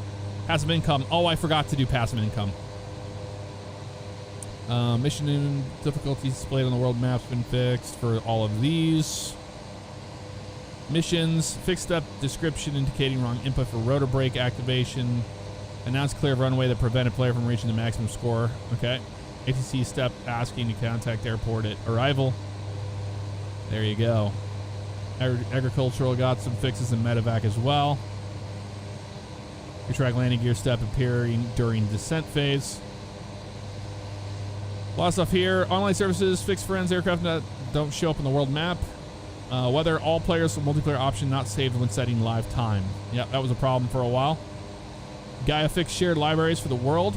Fixed multiple jetway model problems. Updated textures. Lift textures be displayed as photogrammetry buildings. Sea lights sometimes displaying on photogrammetry landscapes. Those giant trees from the corrupted tin area has been fixed.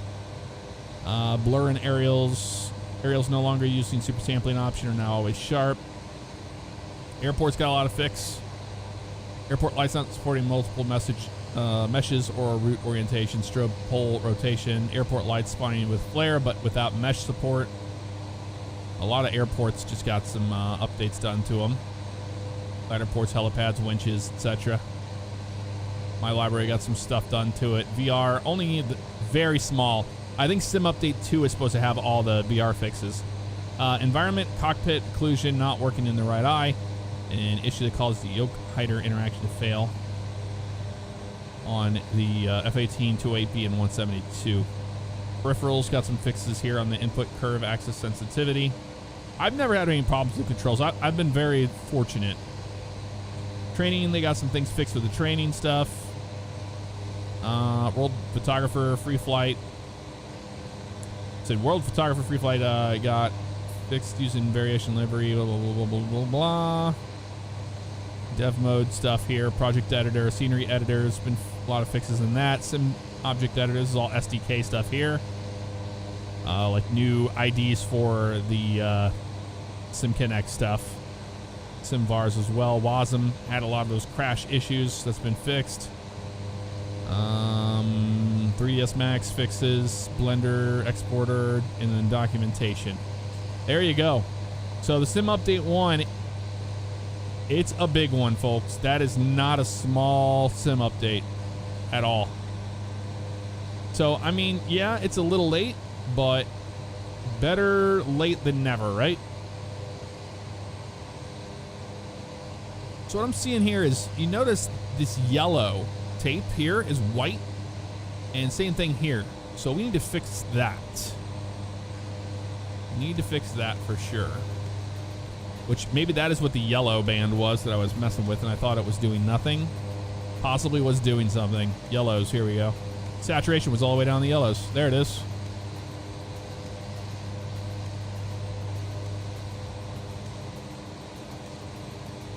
That's what we needed. The blue saturation's a little much for me. There we go. We fixed the yellows just like that.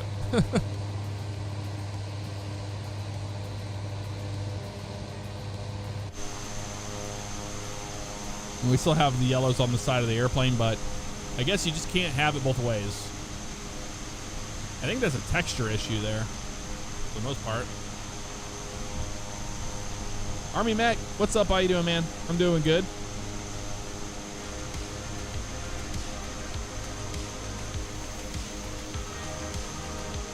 Yeah, it's impressive, Tog. I know it was frustrating for us simmers to wait, but it was worth the wait.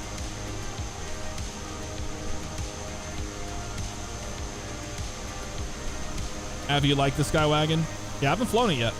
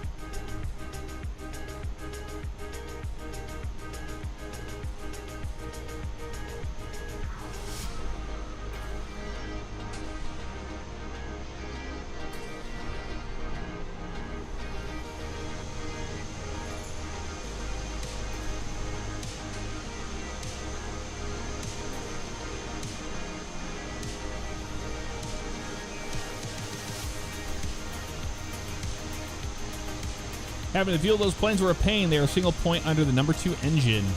Oh, really?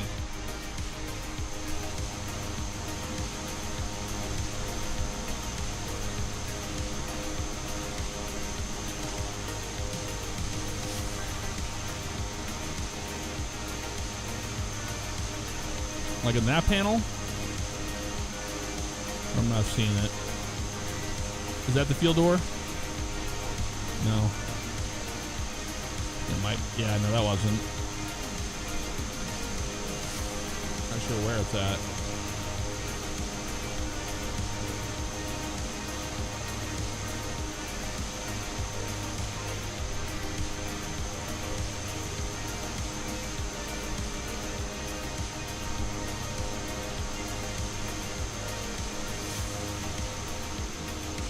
Okay, what's that door right there?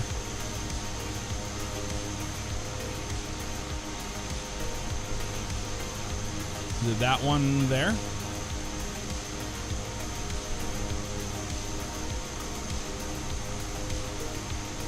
Or that one you said right there?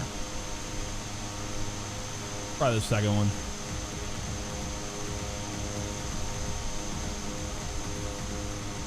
Yeah, Tog, I think it's supposed to be that dirt that accumulates from the engines. But yeah, the colors look pretty decent to me right now. I'm happy with it. Because we turned off all the other stuff and it was the same. You know? And look at all the bugs we picked up on our flight here today. It's a lot.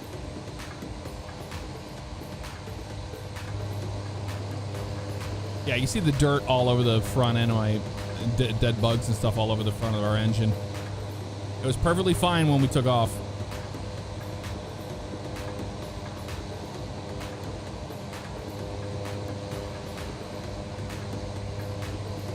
Pilot Sim King, I don't think the FSS E-Jets work for 24 yet, do they?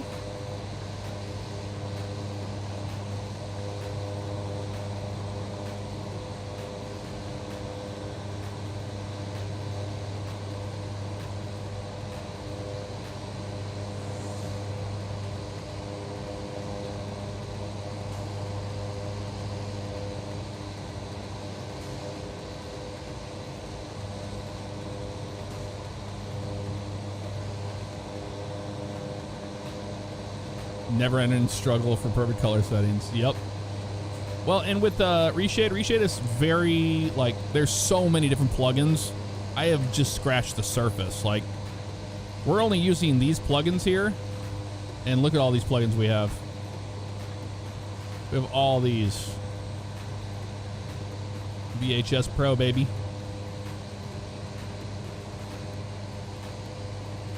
Make it look like we're like this.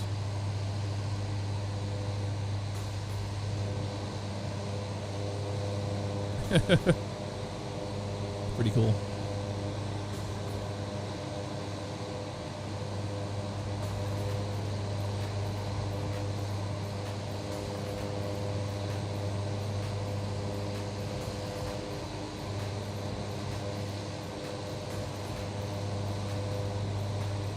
Make it look like an 80s game.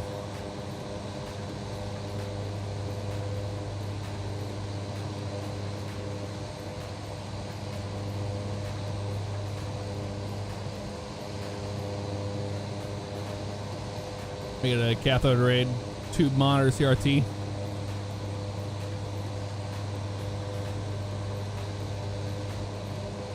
There's a lot you can do with it.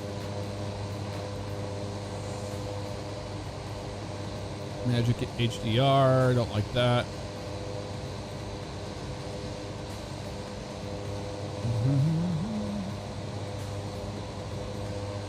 Embossing. Don't like that. De-blur. Motion blur. DLAA. Color matrix. Colors. We'll change all those. Chroma key. I mean, there's so much. It's kind of crazy.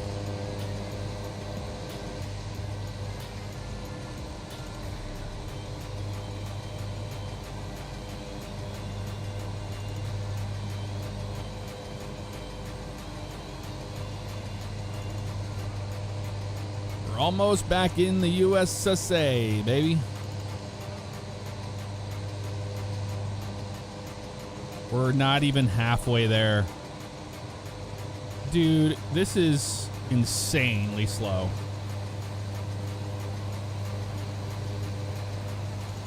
Yeah, that's the VHS thing I used for the armor reporter, but then I only used it for half of it, so I had to manually recreate it in Premiere for the rest of it. And I was like, if I was not an idiot and I just left that on, that would have helped me so much.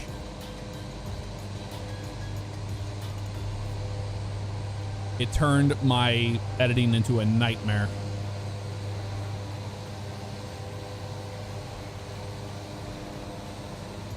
But it worked.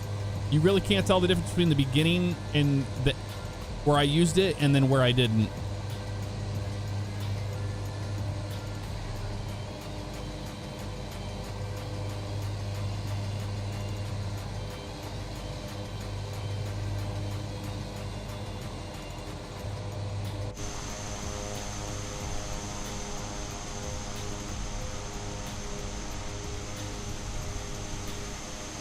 We'll see what the aerials are like when we get up closer to the coast. It might be better looking, you know?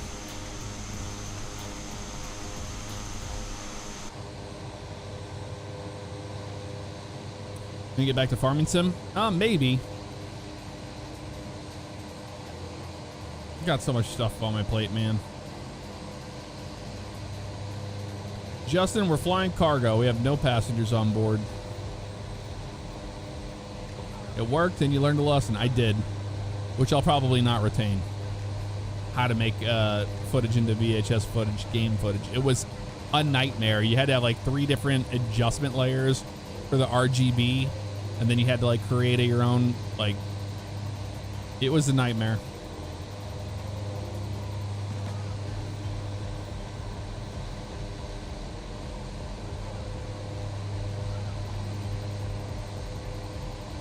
But it was such a fun video project. I'm like, I will never do this again because it took like so long to edit.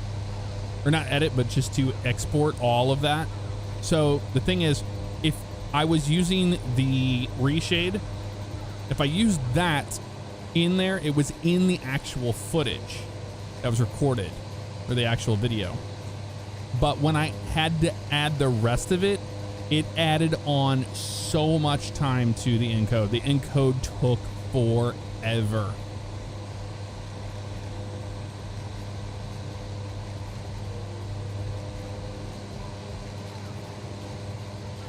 Got the coast in front of us there. We're getting closer. Take a break from the sound of this airplane, man. Since the headphone simulation isn't working very well.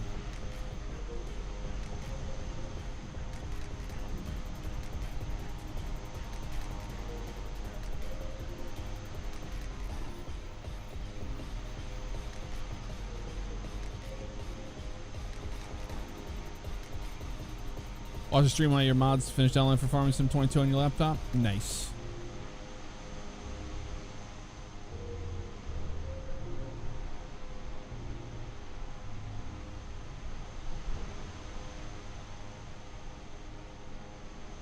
Yeah, Tog, I don't know.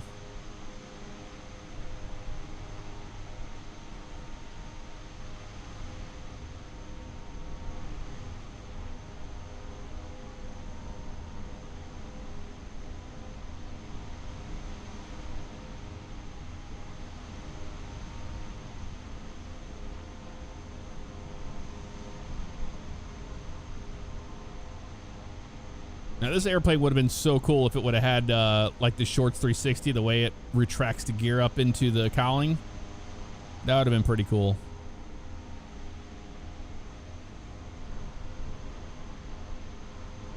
Yep, torpedo, you know it. And there's nothing we can do about it.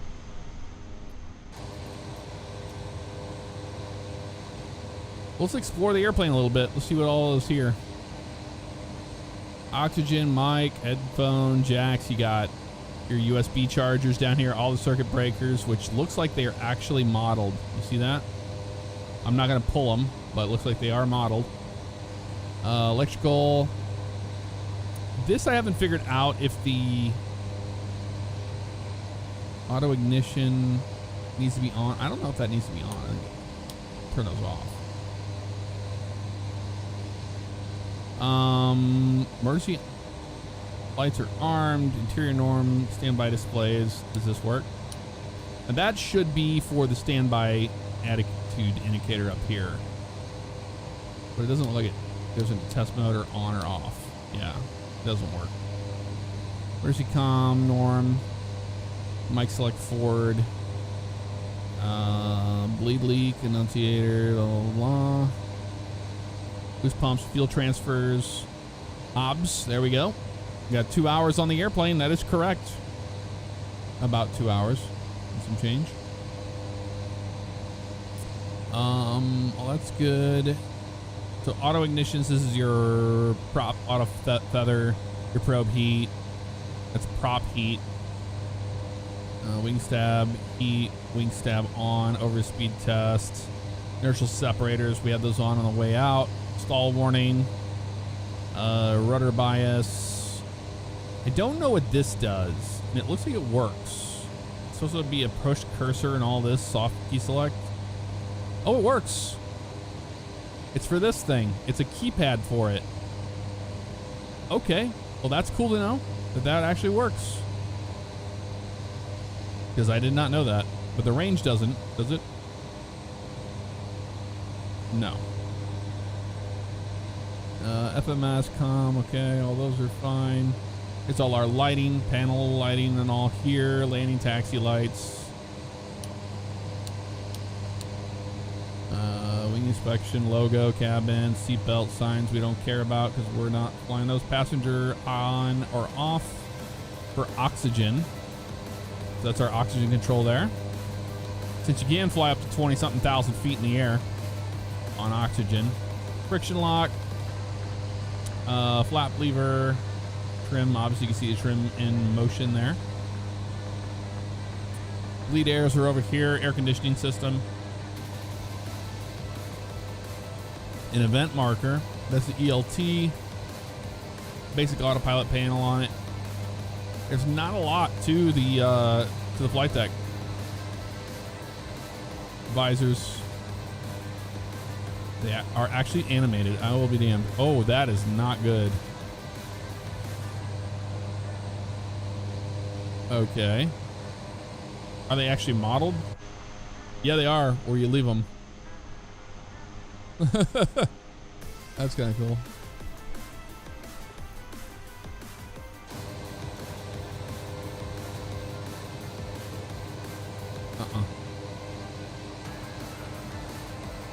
Oh, that's a pain in the ass to get it back.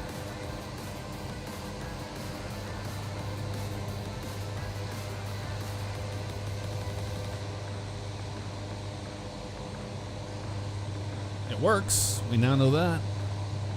This is our pilot eye thing. We're supposed to be probably back a little bit further. Well, good luck with that, because can't go any further back in the seat. But close enough. That should be lined up with that for the eyesight thing. Always try to do that. There's your oxygen masks there. And then you have some documentation back here. That's pretty much the Sky Courier, man. It's closed off like a van. All right, we're coming into Tallahassee here, y'all.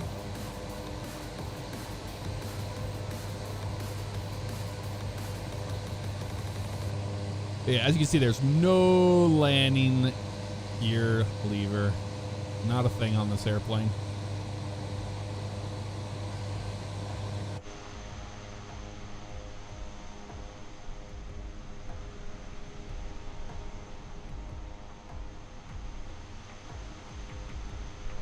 Flying at college, we use the G1000 system. I have more general understanding of the PFD and MFD screens. Just seeing you play around because you don't know is just funny to me. We don't know what? We don't know the G1000 system?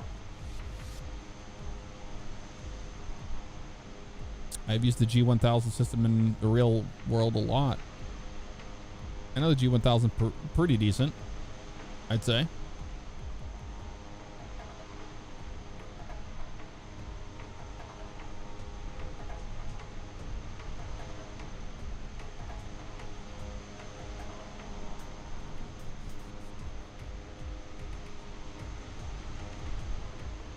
No, I was confused by, I've never seen this before. This. Does your 172 at college have this panel? No. But it's a cool panel. It's like having your own little like FMS keypad. So I wasn't used to this thing here. But it's nice to have that because then you don't have to spin the knobs the whole time, which is really nice. But I was just confused about this. But yeah, I mean, I got a pretty decent idea of the G1000. I flew the 172 Rs a lot, and we didn't have it, but our flight school did have a G1000 SP, and I would fly that one. I didn't care for it, but then I flew the 182T, and I really liked the G1000. That's whenever I just started accepting it. Just started accepting, and I was like, well, glass cockpits are here to stay. They're not going anywhere, so might as well learn them. Although I do like the G5000 package a lot. And I like the GTN 750 and the NXI. Oh, land ho, check it out. Pepper Archers and Seminoles. Oh, nice. Yeah, the cool thing about Pipers is that you feel like you're flying an airplane with the throttle lever and all that stuff, and sitting on top of the wing. But I will say there are a lot of benefits to having a high wing airplane.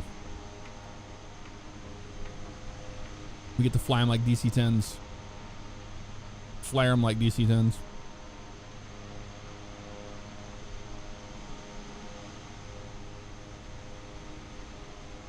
We know enough to be dangerous. But I wish I could just bump the saturation of the overall saturation just a little bit, you know? But it'll make it purplish if we do that. I'm never going to be happy with the colors of this. But I could probably use NVIDIA filters to fix the rest of it, honestly. We should see Tallahassee here in a second.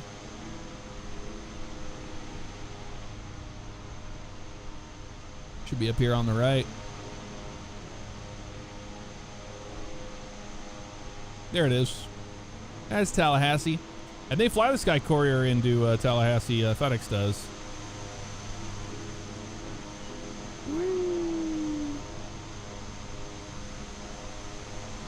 Oh, nice, man. Yeah, I got my PPL in 07. I started in 05 and finished in 07, but it was, I soloed at 10 hours, pretty much right on the nose, like 9.9, 10 hours. And then I did my check ride at 42 exactly. But I had a lot of sim time prior to it, which kind of helped. But I mean, it doesn't in a way because, you know, as you know, you're learning VFR flying, and VFR is just such an incredible way of flying airplanes. IFR is more like, oh, okay, we'll get where we're going, but it's kind of the easier route.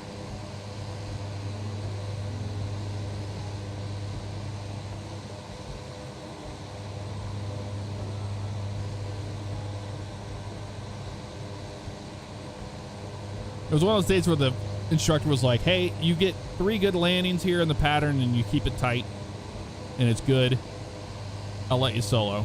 And I was like, all right. And then of course I'm taxiing out, and it's weird. On my first solo, that was the very first time in my life that I had the I think you know what this is, Connor, the rudder chatter, or like the rudder like your feet on the rudder pedals. If you have like not anxiety, but like that first time you ever go out, like it's like you have to stop your legs from shaking on top of the rudder pedals. And it's so weird because you're like, and not even like when I was solo, just whatever, but when you first started in flight training, you know what I'm talking about, that shaking your legs do, and you have no control over it. You're like, oh my God, I have nothing to be afraid of here, but it's happening. And yeah, so anywho, I got out there, and then every single time we ever did crosswind training, it was like nothing wind-wise. And then, you know, as a student pilot, you can't have greater than 15 knots, I think is what it is. It's been a very long time. But once you're in the air, you're in the air. So when they gave me the wind check, I was like, what was the winds again? I was like, what's the wind check? And they told me again. I was like, oh my, I haven't had to fly a crosswind this strong. But of course the wind picked up when I was in the pattern. I only get that feeling when I'm holding the toe brake for extended period of time. Yeah, that's what it is. Like whenever you're holding the brakes to like wait for takeoff. I think what it is, I think it's that your feet are like at a forward angle and it's uncomfortable, you know, in a 172, like pushing on those pedals, that it just creates this natural jitter in your legs. But the more I flew, it went away over time. Let's double check our altitude. Altimeter 3010 now.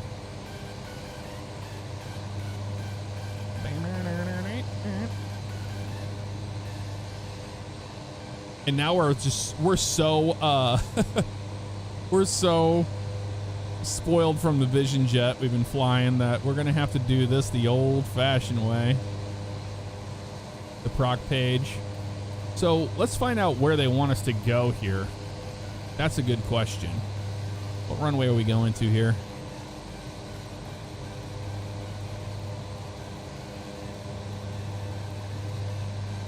We're almost to the halfway point.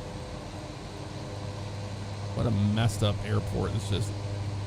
Is your school, are you guys adopting the new teardrops? Oh, you're UND. My buddy went to UND. Winds recently have been insane. Two days, last 2 weeks, been no fly for everyone because it's 25 gusts and 40. And so even the students in the semis weren't allowed, Seminoles weren't allowed to fly it because of it. Yep, that sucks. Think outside a helicopter during a run up and waiting for takeoff? Yeah, I don't know what you would do in that situation. Steve.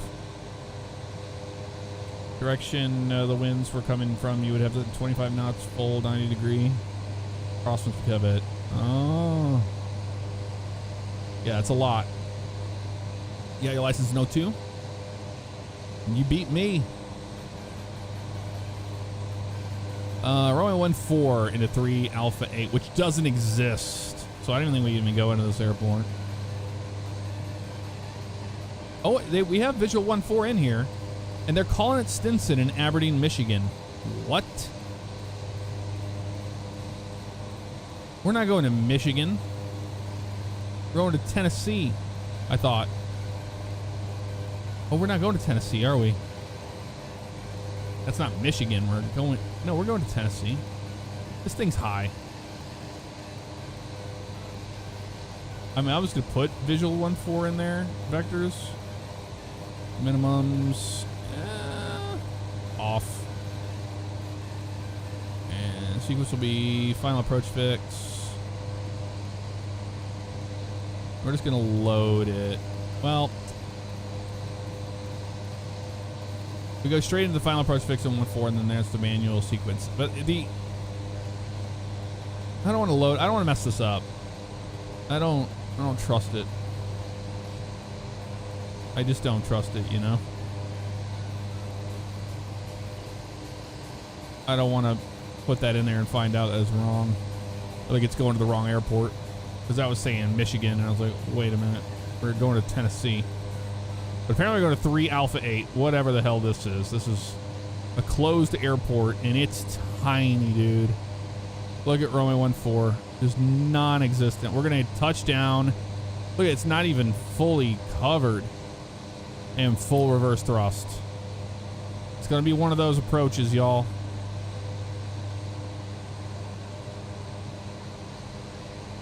Create a Alcoa. No, this is what you call it.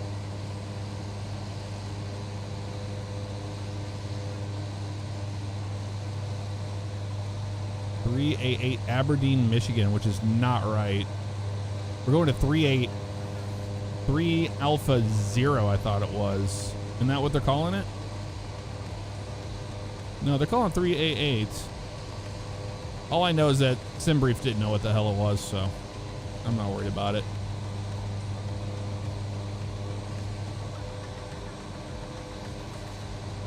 Wait, where's my flight plan?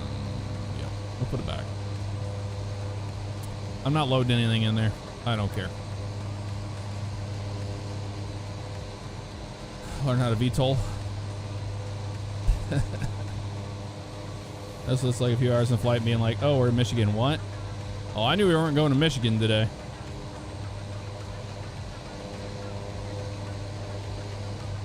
And see, the colors here look decent. To me, this looks like real life almost. Yeah, that teardrop approach. Have you seen what they're doing with those, Connor? A lot of airports are implementing these new teardrop approaches for VFR patterns. I never did. Smoking the Man, I'm doing just fine. Noob168, thank you for the 17 months, dude. Hello to you.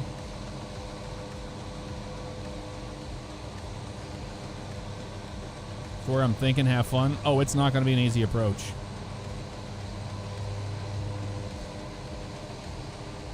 I think you only use 3 notches of flaps on the Sky Courier to land, but it has a lot more than that.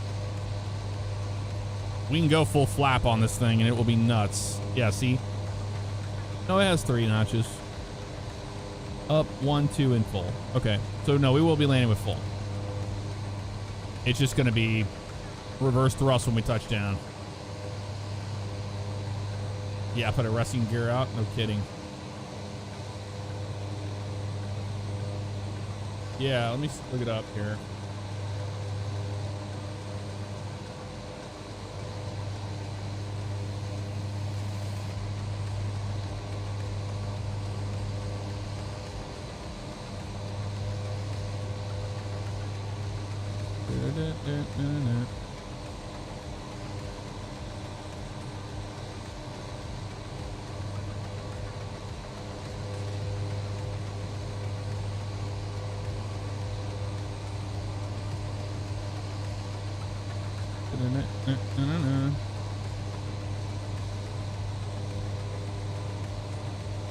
This is the best way to try to find it.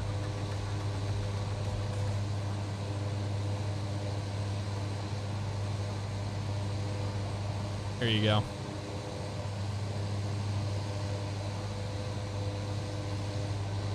You're either going to be like, oh, that's cool, that makes sense, or you're going to be like, I hate it.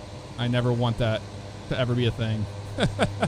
But you cross midfield at 5 to 100, and then descending teardrop turn to enter the 45 entry for downwind. We were always taught to just enter 45 entry, you know, and then you're in your downwind, but This is to fly over the top of the field and then teardrop in. And it seems like that's what they're trying to showcase here in the sim.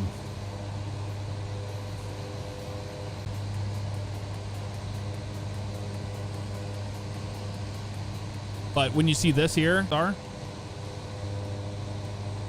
it doesn't make sense. This particular one doesn't. I will not be flying this approach. I will tell you that. That will not be happening today.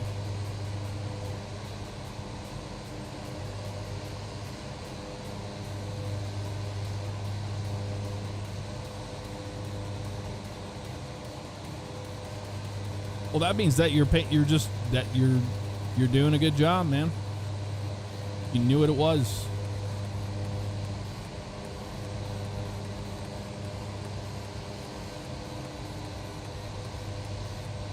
When entering the pattern in an uncontrolled field, you meant to fly over a field to get an idea of winds and teardrop at a 45 degree. That was something that was never taught to me in circa 2005-07 at any of the untowered airports that we went to. It was never taught.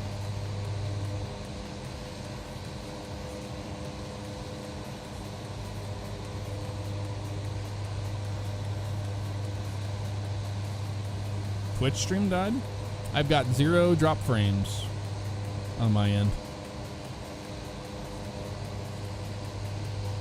Same to you, Steve? Yeah. We're some older school flyers.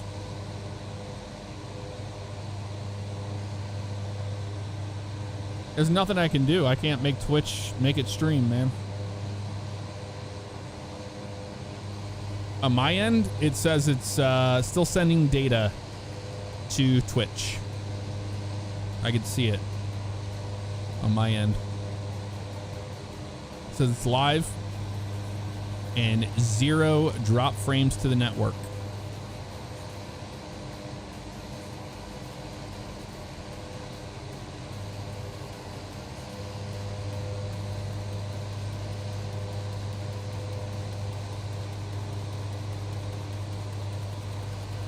I appreciate it, Carl. There's nothing I can do about it. Matthew Clinner, what's up? How you doing?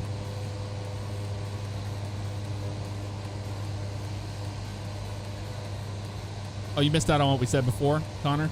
So basically what I was saying, and Steve Carroll's the same, we both were not taught ever during our flight training. When we flew at untowered airfields, we were never taught to do a teardrop like that at all. So that's something that came down the road between the mid 2000s all the way to today. I don't know when it started happening, but we were always taught to enter a 45 degree pattern. If you flew over the airfield, we did not teardrop back.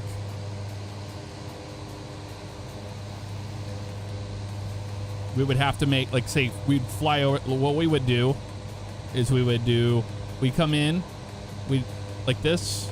Say we were over here, we kind of go out this way, overfly the airfield, and then say we're landing this way. We'd look at the ground and see where the the windsock was or whatever. Say we're going to continue to land on runway 14. We would just go extend our downwind and then base the final. We would never do this teardropping stuff. That was never taught.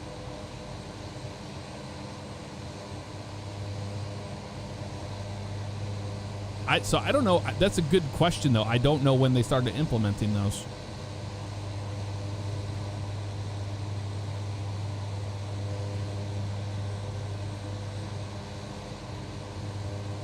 We would never do the teardrops. But, I mean, also, that's for untowered fields.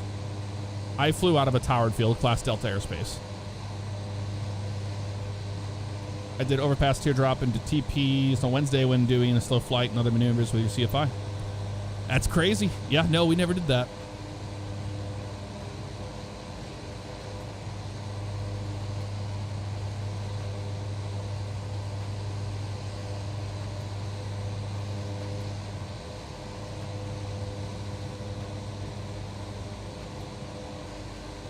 But man, to have this sim during my flight training, this would be such an invaluable tool.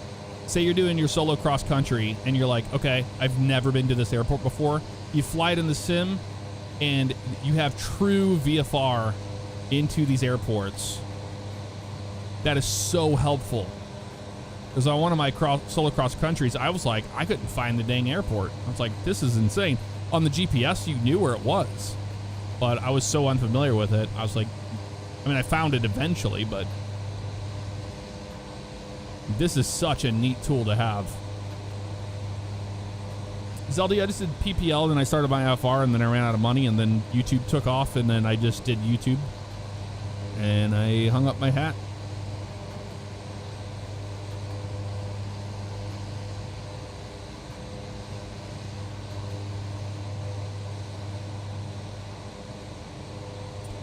Darth. There he is. Thank you for the raid. Welcome on in. Were you flying? Funny, I knew where mine was, but the GPS didn't. Yeah, we had the Garmin 530, but it was the one, the top part one. No, maybe it was the 430. What is the one that's just the little triangle with the line on it? That's what we had. I didn't have any of these like full screen ones. You shut your mouth. You're not gonna say 10,000 to me, dude. Why are you so orange? Oh my God, the sunburn is real. We got to find out what's causing that on his skin. What happened to you? What happened to you? Is it the Reds? Has to be the environments of the Reds. It is. It was the Reds. It's still broken.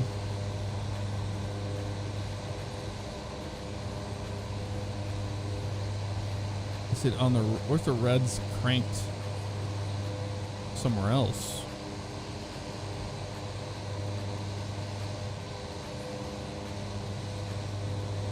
Oh my heavens, buddy. It's the cyan and the Reds. This.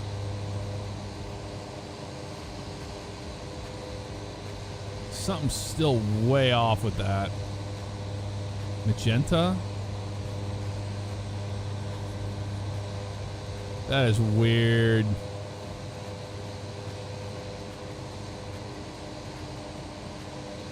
Huh.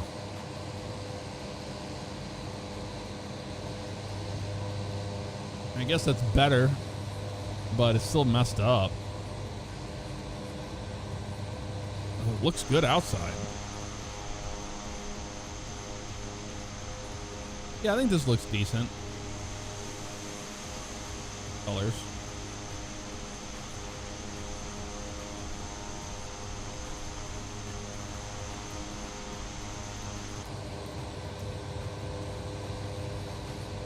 Very weird. You're in a Diamond 20 at the bare minimum? My private 747 freighter. Nice, dude.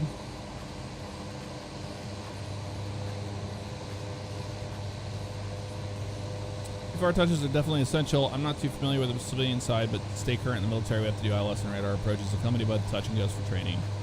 Yep, Matt, that's pretty standard. Oh, is that a David and Clark that he's wearing? For sure. For another shot. Your 3080 can't handle it. Oh. I get better performance on 24 than I do 2020. And right now we're at 10,000 feet. We're getting 95 frames per second. I mean, this is on a 4090. Interesting facts. I'm a freshman here. All prior years for cross country planning and stuff. People were required to use paper planning. Starting this year, it was required that people had iPads for flight, the electronic flight bag, so I don't even have to deal with the paper stuff now. That's nice. No, we had our stupid E6B calculator in the sectional. We'd have the progress check, and then your prog instructor would just turn your GPS off and go, okay, now we're doing this. Where are we at right now? I'm like, we just departed the airport. I don't want to get my E6B out right now. Come on, dude. But we had to do it. I had to do it.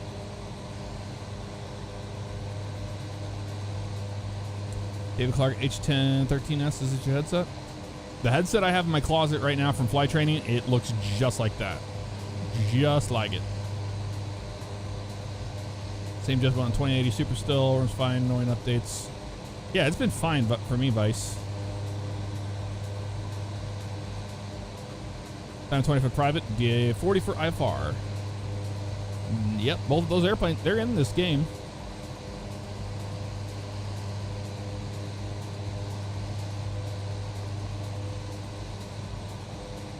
Coordinated turns help against the slip. Essentially the difference between coordinated turn and uncoordinated turns gives a slip factor and control of the rudder.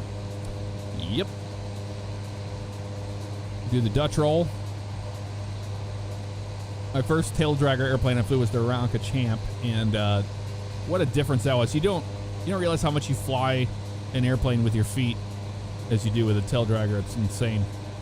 To go from a 172 to a Champ, it was like night and day.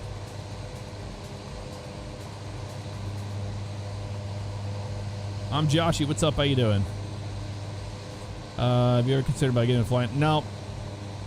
No interest in getting back into it, man. It's so much money for something that I'm not doing as a career.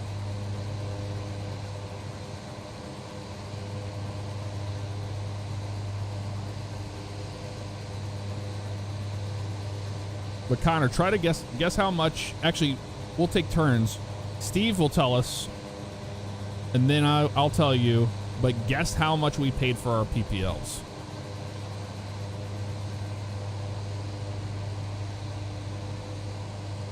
So Steve got his in 02. So keep that in mind. I got mine in 07. So try to guess it. Your private pilot's license, how much it would cost. Way over, Devil. Way over.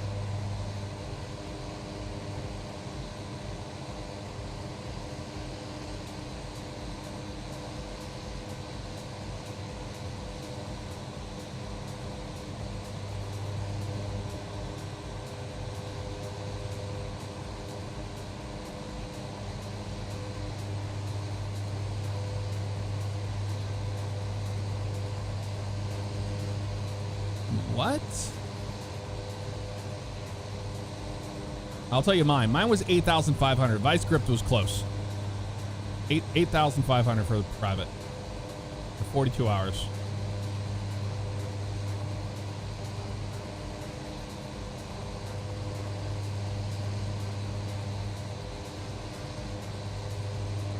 Including ground school, yes.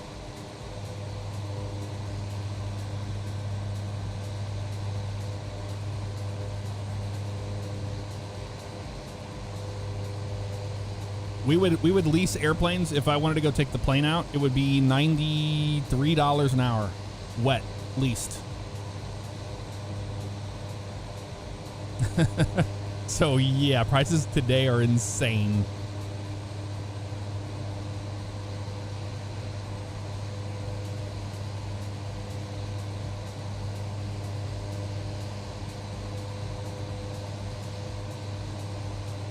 I have to Google it. But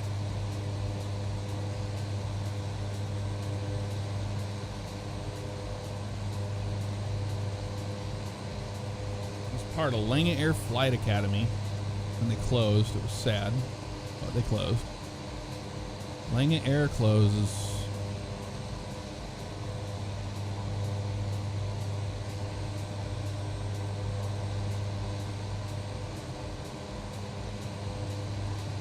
Is there anything left image-wise of the place? I don't think you can find anything on Lange Air, man.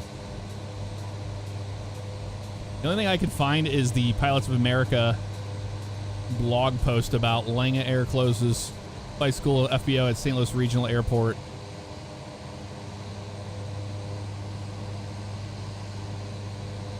Won't be the last. 10,000 up front for a PPL that should only cost. See, this is September 2009. It should only cost 6,500 tops in St. Louis area. So there you go. I don't know if I can find any of it.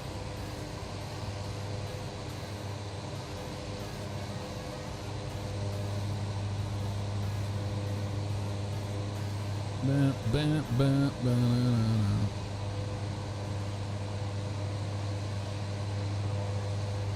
FAA registry lookup.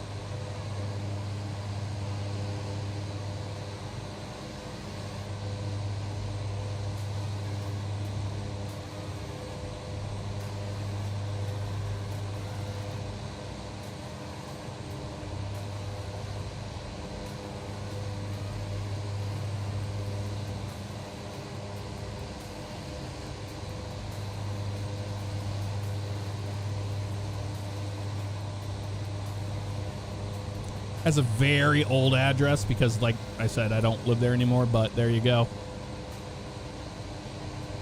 Here's my certificate. 8/26/2007. Airplane single engine land. I'm trying to find any pictures of me in the airplanes.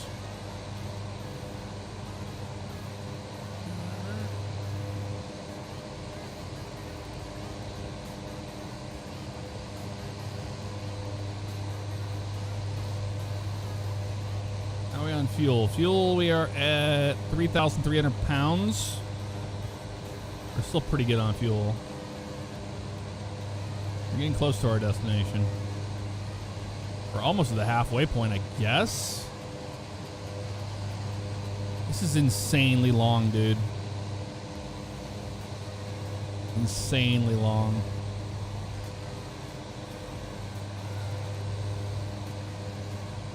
Damn headwind sucks. There's a little more power. Let's get a little more speed going here. Got a little bit of visibility dropping in front of us here.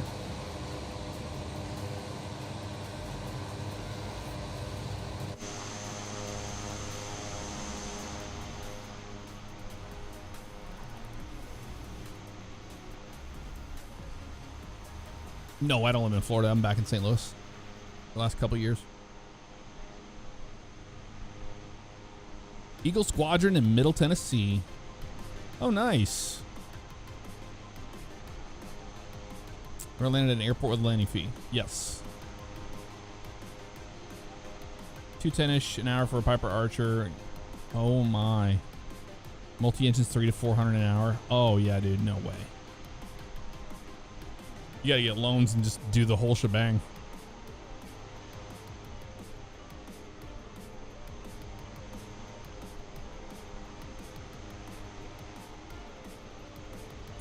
Students coming at UND get their PPLs under 20 grand. Oh. 15,000 is PPL. Jesus.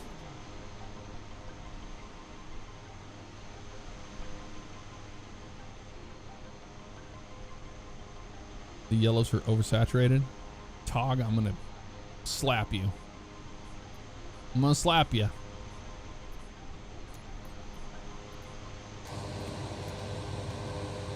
You think that's too much saturation? That's not saturation on the yellows. It brought our greens back on here. Those were in the yellows, believe it or not. I think this looks pretty decent. This could be a tad more vibrant, but it's better than nothing. I think it looks pretty realistic.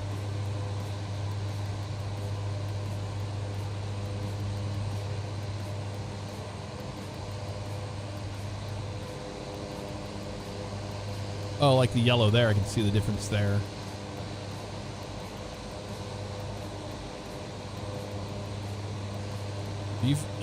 Mortality 6. Jeff, do you feel that A350 criticism is fair? A lot of people are saying this isn't the same INI builds from X-Plane. People have nothing better to do than bitch about every little thing under the planet or under the stars. So the thing is, my response to that is don't fly it. If you don't like it and it's not up to your perfect standards, don't fly it. I don't know what people want from it at those price points. I don't know what they expect from it. The A350 looks like it's a very incredible airplane. I've seen a lot of people very happy with it. So yellows seem bright to you? Well, the thing is, I can't have it both ways. Let's see. Put this in the middle. We'll see them both. We changed the yellows here. The vibrance of the yellows out there. Drag it down, but look, it does kill it quite a bit inside. Actually, that's not too bad. Let's make a compromise. Compromise. That looks better, right? And we still have our yellows. And it's still green. And there's our yellow and yellow. I agree with you on that. I think that looks better.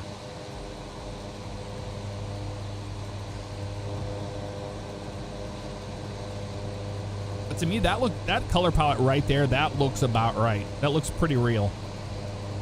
What do you think? Y'all that fly. I think that looks pretty realistic.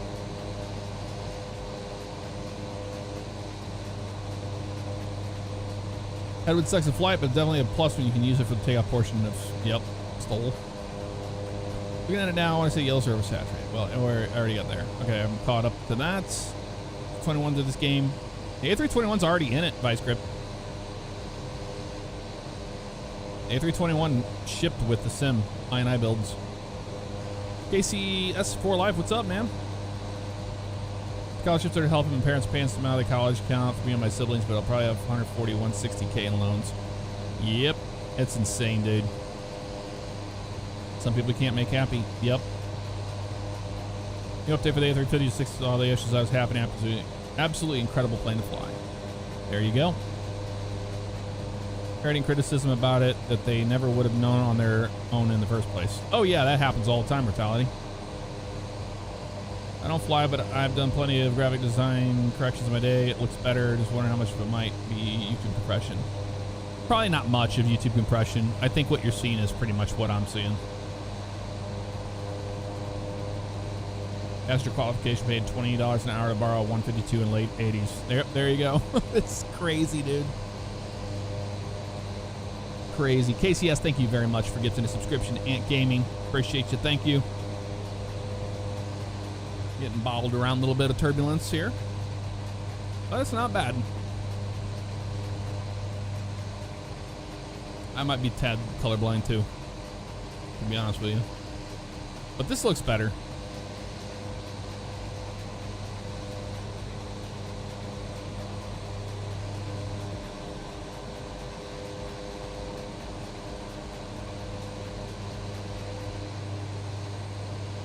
Compared to turning it off.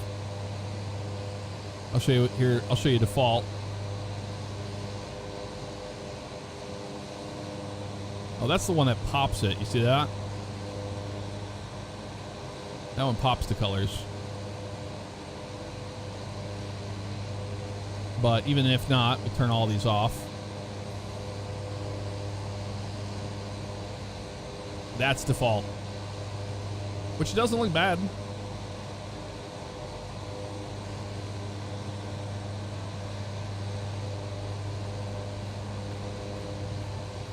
This is default. That's some blue. That's bluish purple, isn't it? And that's default. There's nothing on at all. Isn't that crazy? You get used to looking at what you're looking at. When you see this, I'm like, this is why we're chasing the invisible things, is because this is like a magenta color by default.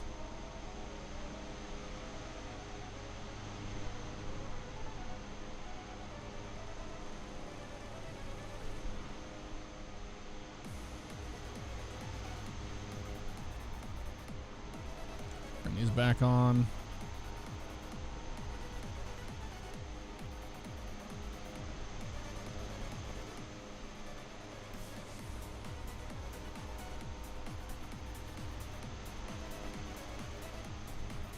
We had turned that one off, but maybe keeping that on is better.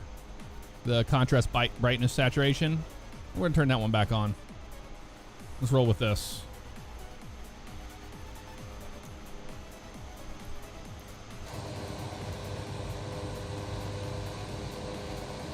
It looks decent, right?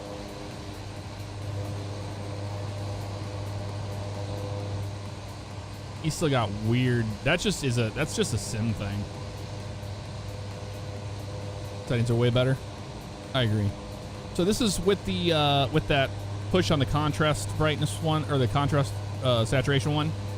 Without it, it just kind of mutes it down a little bit. But you know what? Let's just look at it. Prod 80. This one here. These are adjustments on it. I just don't have anything on it. Oh, the contrast brightness one. Where's that? Right here. Oh, that's this one. Just global. Yeah, you can't do anything about it. You can have it on or off. This one. So, you like it off or on better? On, off, on, off. Same thing for the side.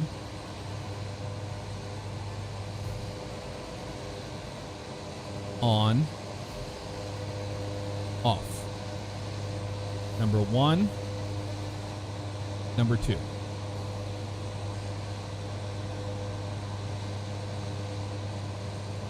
I like it off.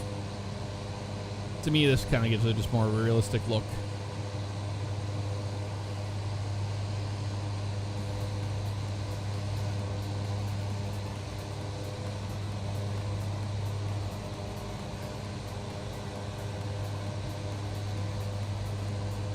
Matt, you like it on? It's a little difference with it on.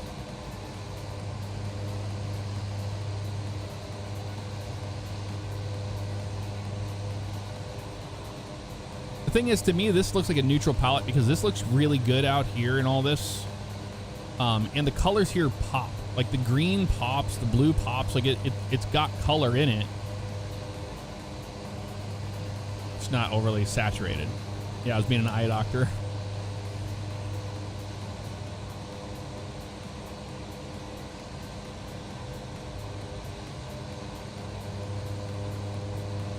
You like vivid colors? Ah, I gotcha.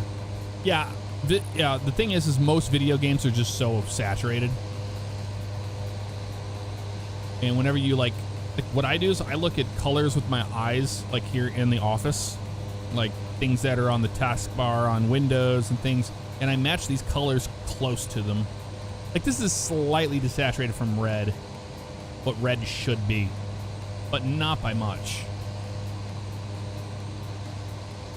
I just wish that you could have a slider on that one that bumps it. But if I do turn it on, it does look, the red button there turns the same color as what's on Windows there, but it really makes this bluish green.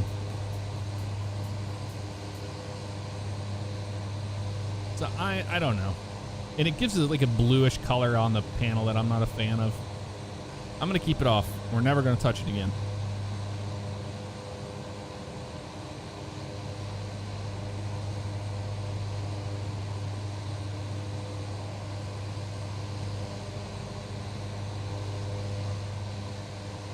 Like the colors there look great on the pants and on the seat. The seat looks real. I mean, that looks pretty good.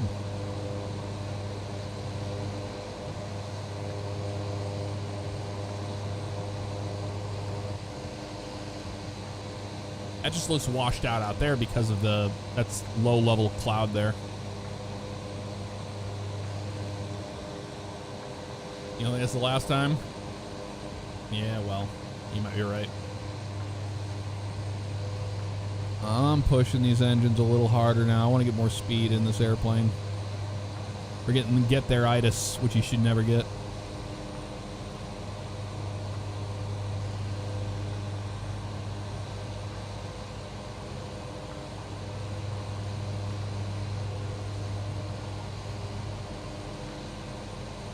Dude, I'm going to hangar this airplane after this flight until they fix the ridiculous 5-hour flights that are required for this airplane.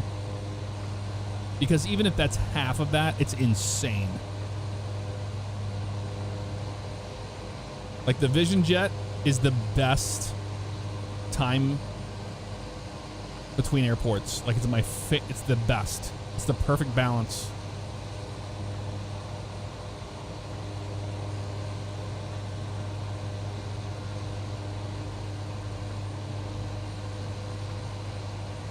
You notice it's 12:36 a.m. Central, and we did not get booted. Made you quickly stop medium cargo as well. Yep. That's my only issue with it for the most part. All right, let's vibe out a little bit. We'll just chill. Watch the airplane fly through the air.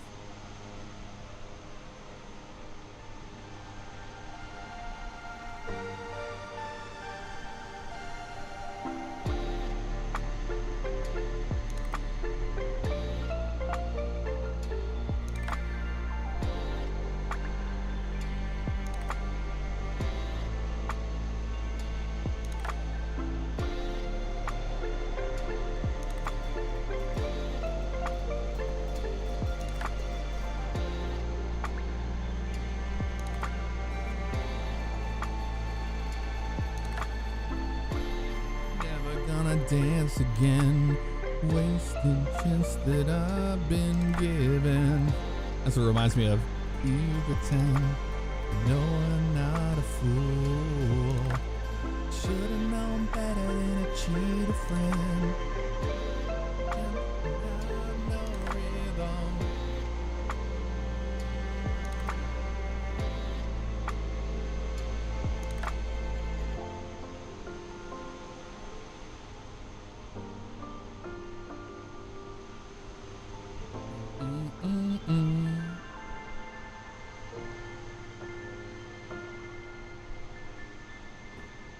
Well, let's pull out the old guitar, why not?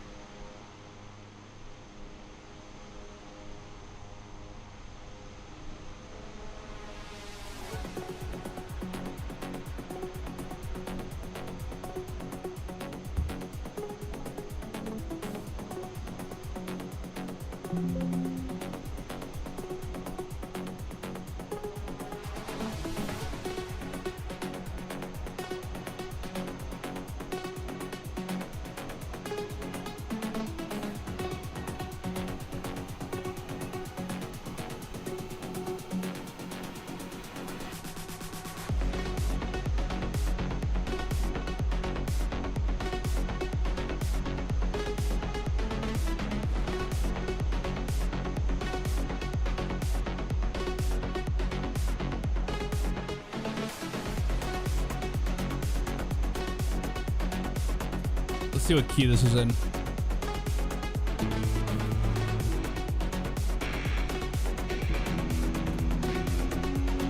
F sharp.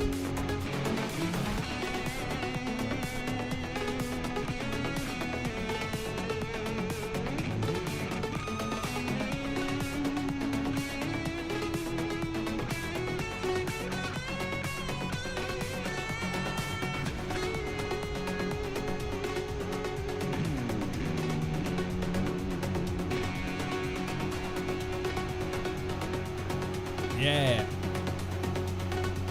You hear the guitar?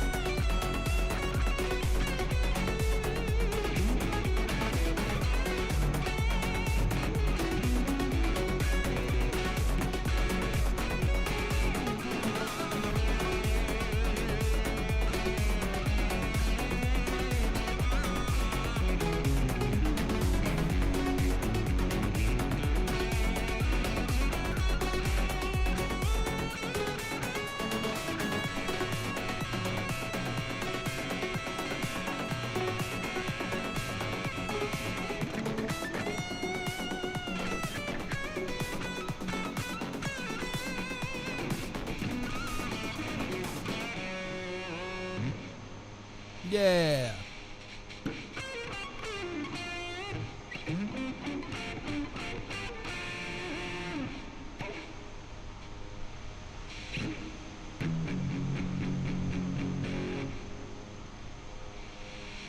The music stopped? It might have.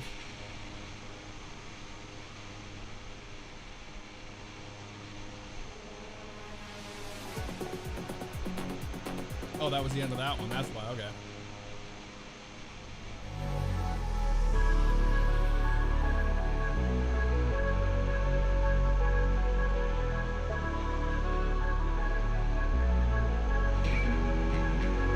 Again, it's F sharp.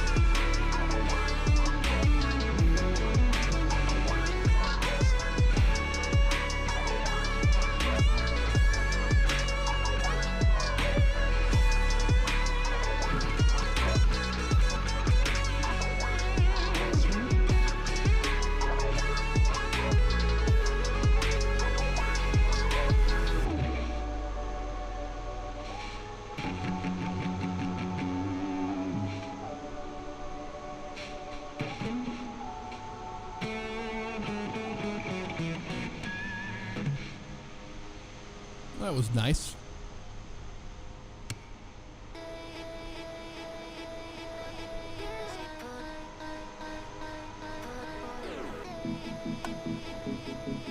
I have my other guitar tuned down to a C.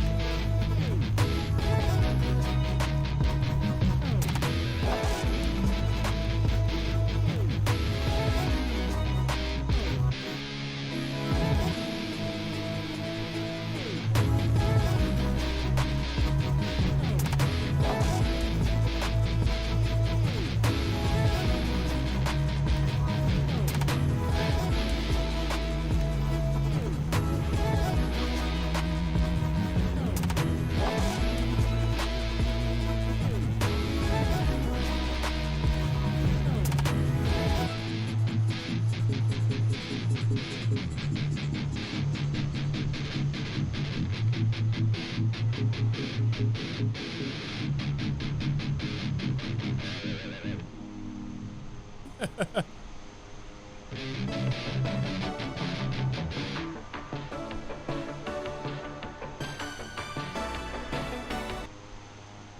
was trying to remember how to play kill switch music, but my God.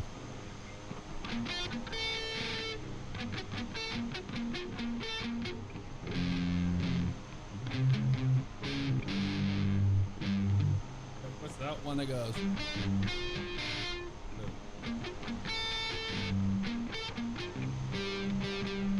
That one.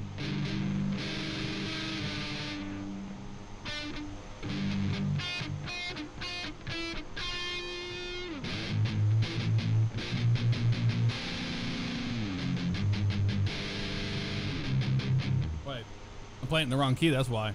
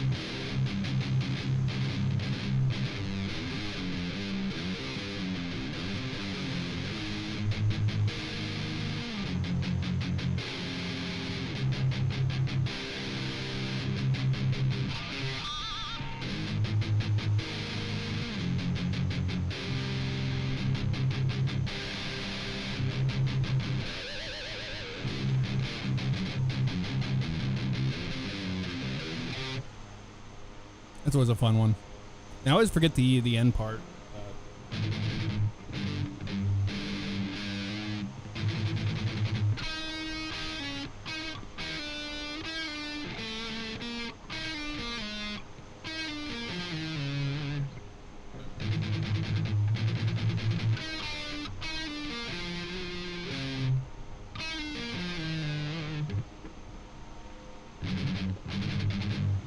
I forget that part of it. What's the other one? This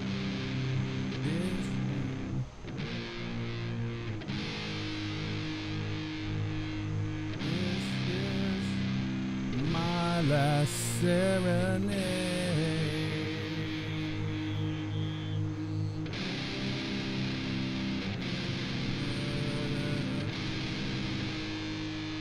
That's what I said.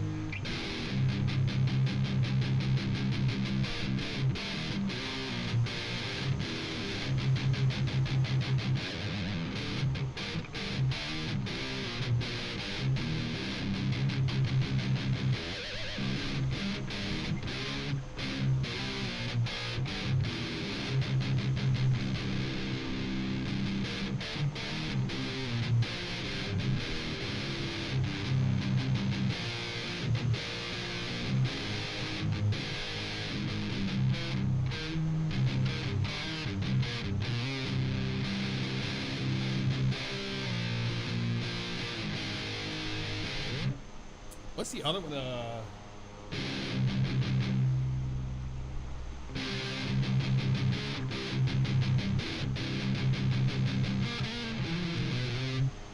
Always forget that one. What's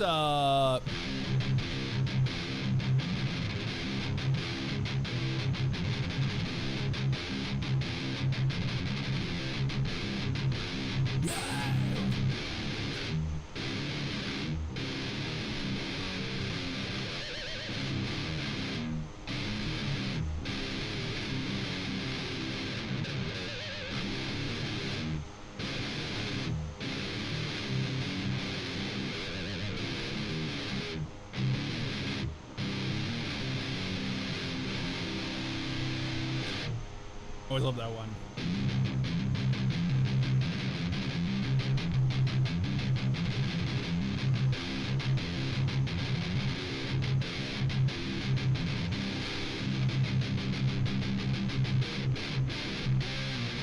That's that same song. That's the one that is.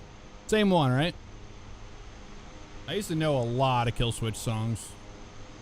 Yeah, I think we're past the halfway point. How far are we now? We're just kind of noodling, wasting time as we fly here. We are... Yeah, we're getting closer. We're definitely past the halfway point. We've increased our speed. We're eating a lot more fuel by doing it, but that's all right. Firefighter, I'm doing just fine. How you doing, man? Good to see you. Always love those squeals.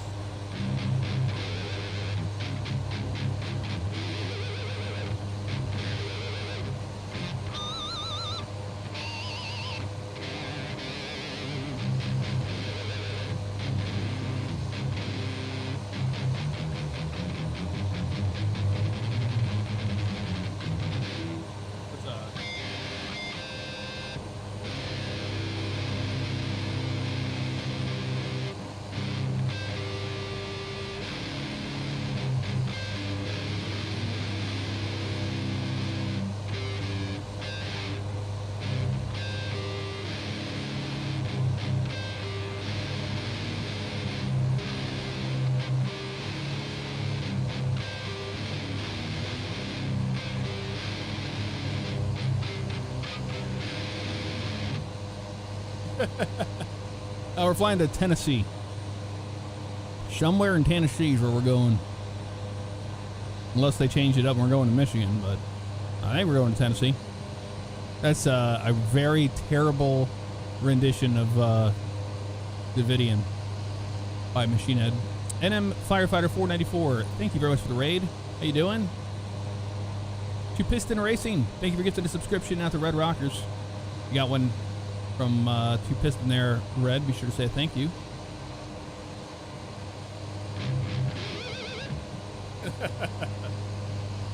Yeah, we were playing that earlier.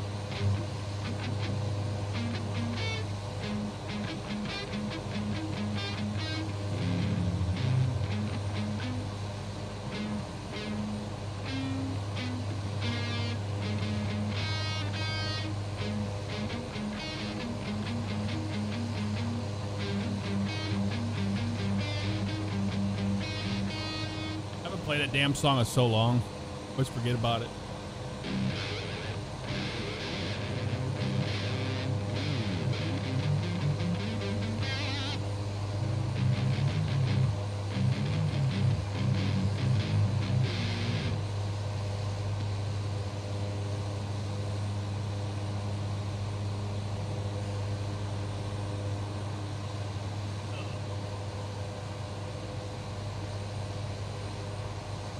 I'll put the guitar down.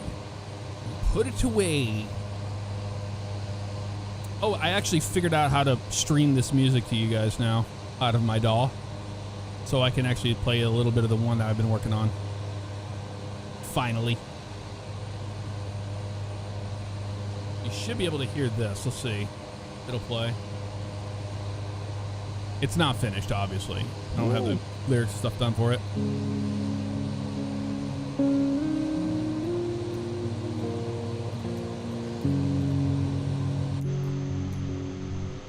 I think you can hear that.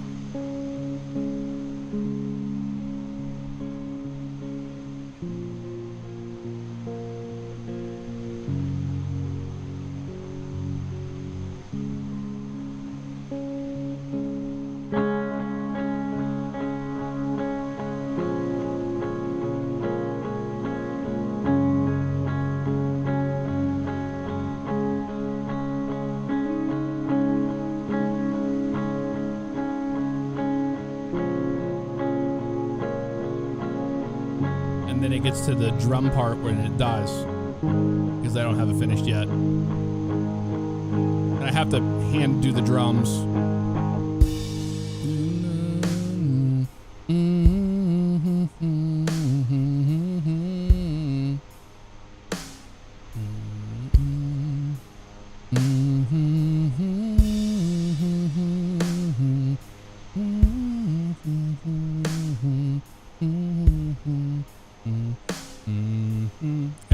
And from the beginning, the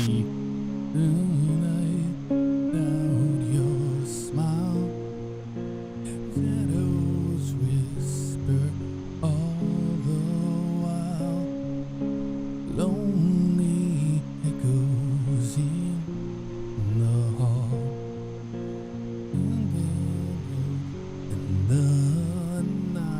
second part is the pictures fade, but memories stay. Every dawn feels far away. I'll be full voice on that part. There's ghost at every turn. Bow, bow, bow, na, na, na, na. But that's the gist of the new one. That be the new one that I'm working on. It'll take a little bit of time, but we'll get there. Won't take a little bit of time, but we'll get there. You know, won't take some time, but we'll get there. That's all matters.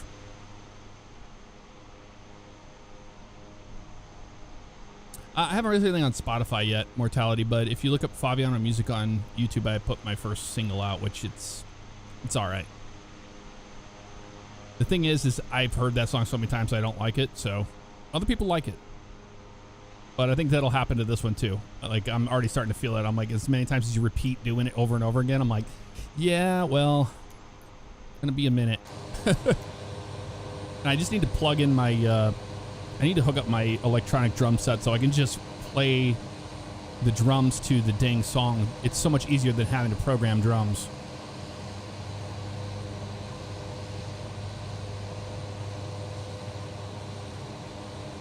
Well, thank you. I appreciate the kind words. All right, so we are currently, I guess we could look at the flight plan.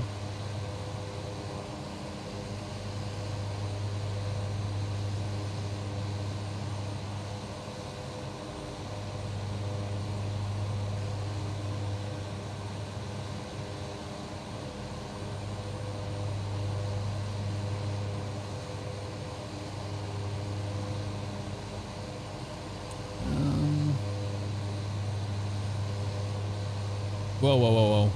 What are you doing, airplane?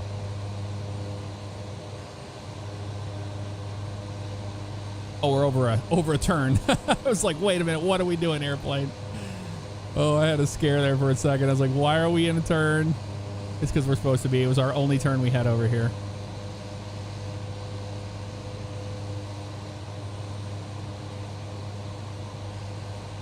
Dude, are we going to Michigan? We're going to Michigan.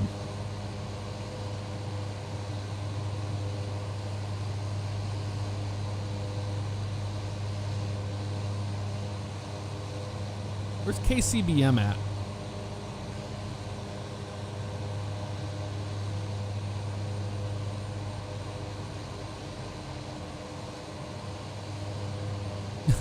I'm like, wait a minute.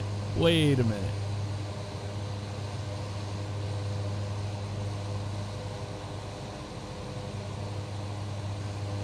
Columbus Air Force Base. Okay, we're not going to Michigan, y'all. We're going to the right place. It's just outside of there.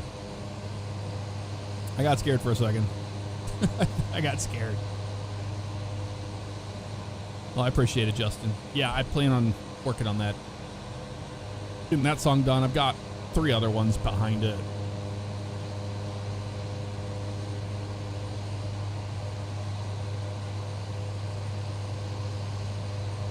This feels like we're going to Michigan. Yep. It's 32 knot headwind, and we're at 2852 pounds on fuel. And we're still fine on fuel, but holy God, I miss the Vision Jet so much. We're committed now. We're going to finish this flight. It's just, this is ridiculous.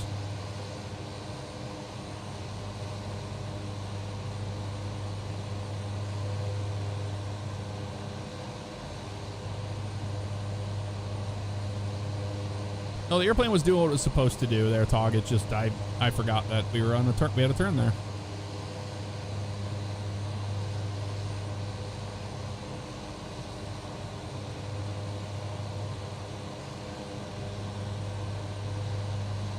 Our ground speed's 190 right now. We're 55 miles to Rowell.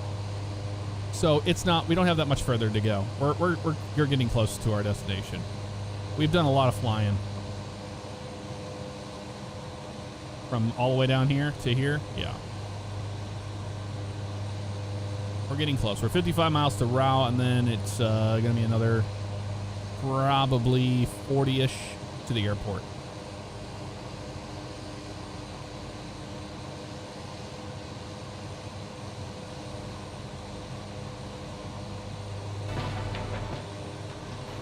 Get our music back on.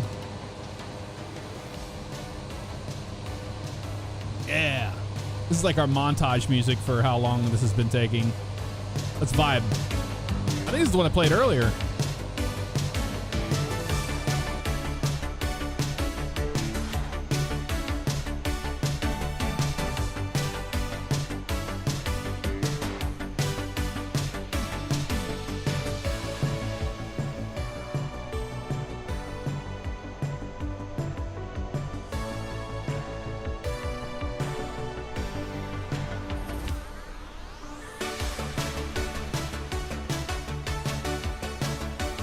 We're not going to Michigan. Oh no. Oh, we were going to Michigan, but we are not. 10,000 feet in the air. 3 hours in the sky and it sucks. I want to nose dive the plane down the stairs. Turns on the 80s filter.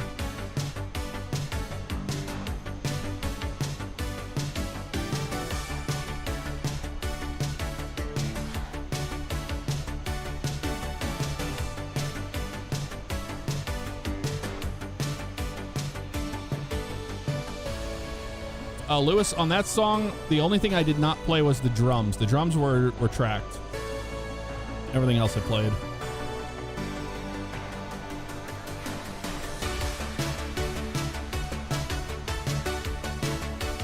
Been on fire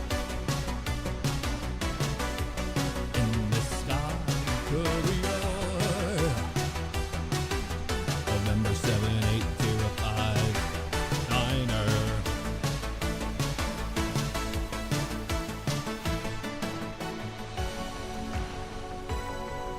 Have a look at our co-pilot and his skin cancer, doing nothing but saying 10,000 feet.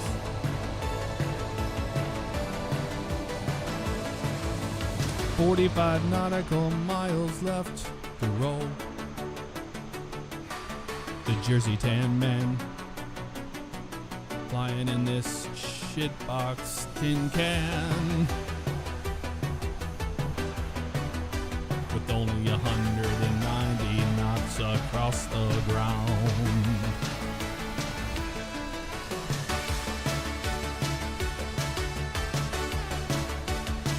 Sure, Lewis. Sure. Had to pay good money for those drums.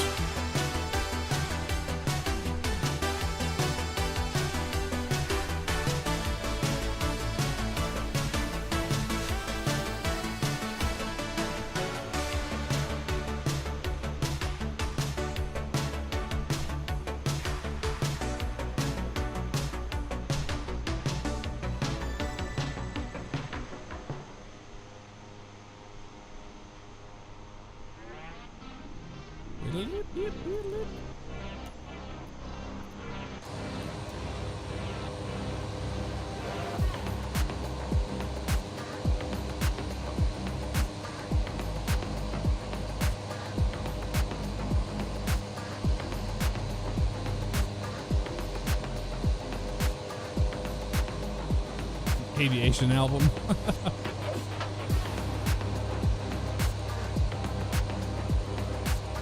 We're committed now. I mean, we got so screwed on this flight. How long this is taking. I'm committed. We have to finish it.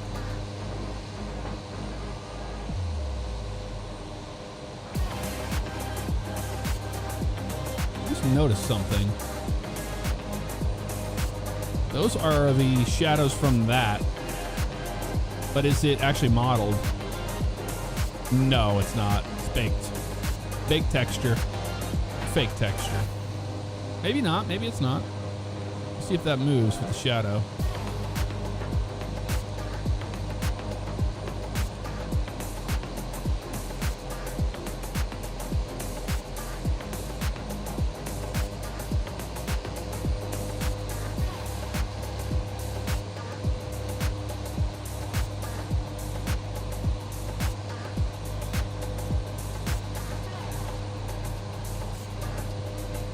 Toasty, what's up? How you doing? Welcome on in. Good to see you.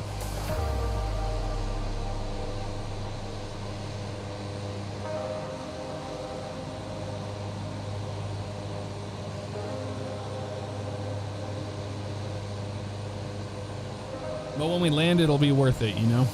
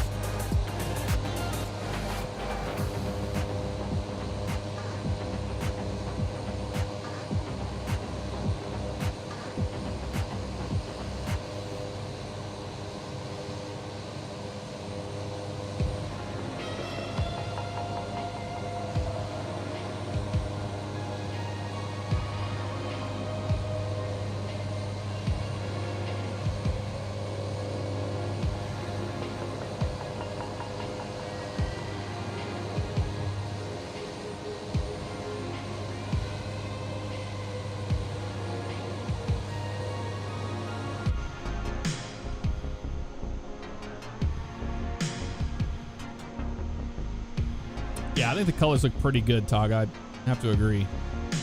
Took a little bit of finagling, but we got it there eventually.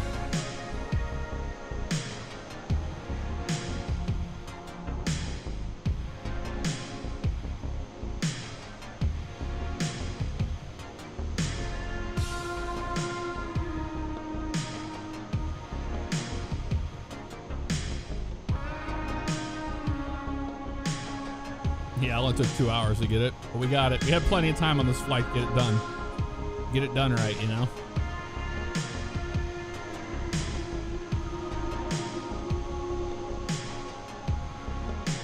It looks natural now.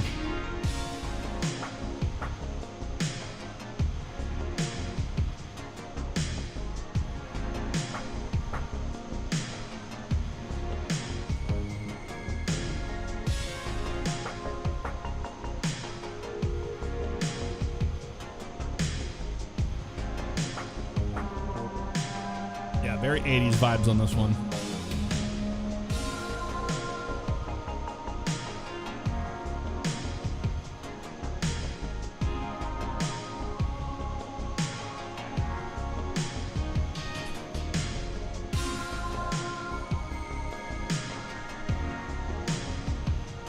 This is the plane from the last stream that we bought, yes.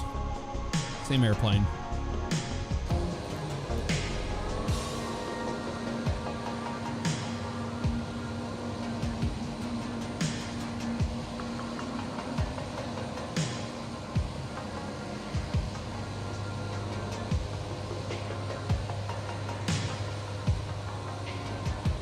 Nailed the RPMs at 1500.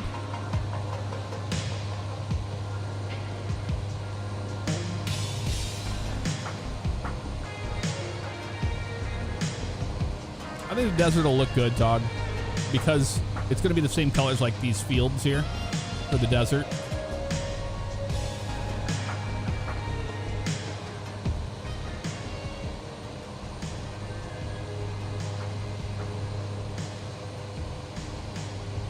Oh boy. 20 miles to Rowell.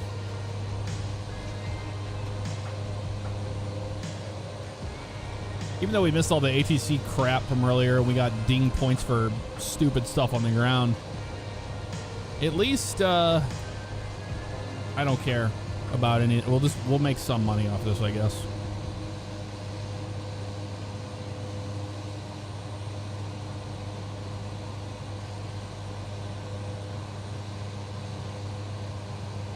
They're saying that the airport has a approach on it, but I don't know if it does. And I'm not going to change it up till we're closer, you know what I mean?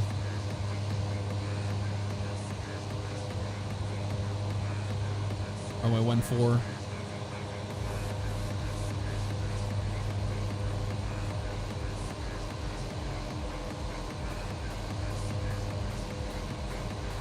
I do a procedure for it, you know? Visual 1-4, vectors, straight, sequence, final at 1-4, Mansac. I mean, it looks right. Yeah, it is. Stinson. It says Aberdeen, Michigan is another one. I guess that's the wrong one. But we're going to Stinson, not Aberdeen, Michigan. So, off on the minimums. No, that's fine there. And we'll just load them. And then hit OK. There we go. So now it should be loaded. And it is. So we'll use that for our reference coming in. Since we've never been to this airport before. And it's apparently a sidewalk on the ground of dirt. So, I mean, we'll see if that's the case.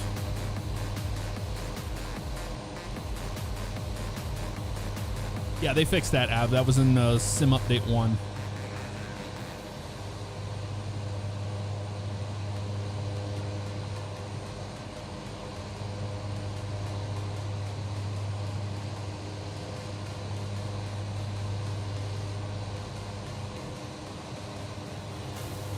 Global, thank you for the super chat. I remember you were so good at guitar. I wouldn't say I'm good at guitar, but I've been playing since 97 when I first started playing the guitar. Learned on a Alvarez 12-string guitar. I didn't get serious with like electric guitar until around 2004. Probably closer to 2007, honestly.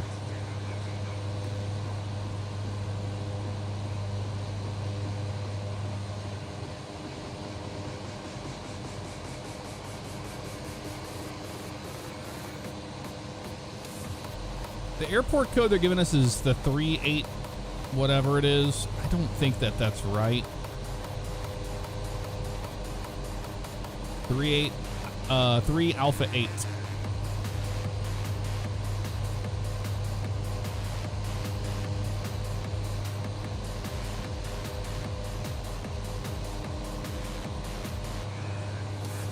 And it doesn't exist.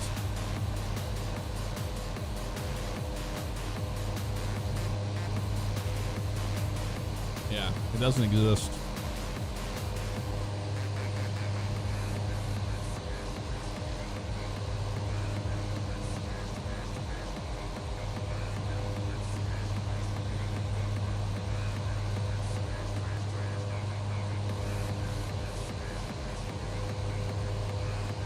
This sim out of the box has been fine for me. I really haven't had too many issues.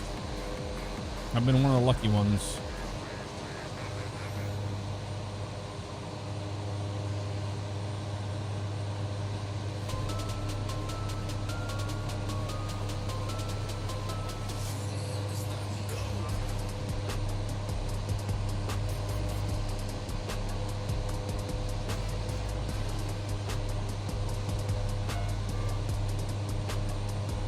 Joy on 4Flight? Yeah, I don't think it exists. It's like a farmer's field is what it looks like to me. But we have GPS data to shoot the approach, so that's grabbing that from the sim, not from Navigraph. Might be an airport that closed in 95, which is true, might be a new record. Yeah, it might be. Anybody want to Google it? Learn for everybody. 3 Alpha 8.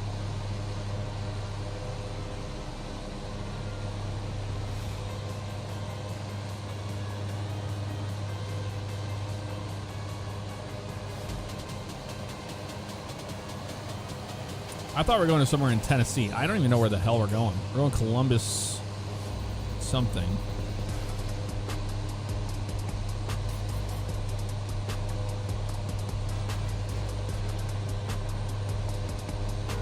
Way south of Memphis, Tennessee, so might be Alabama. Hence the A in the name.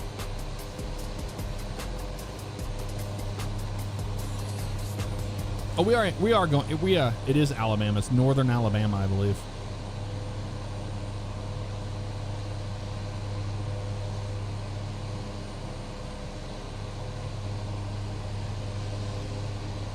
Got 2,600 pounds of fuel. We have plenty. Ryan USAF, thank you for the 58 months. What's up, dude? All is well here.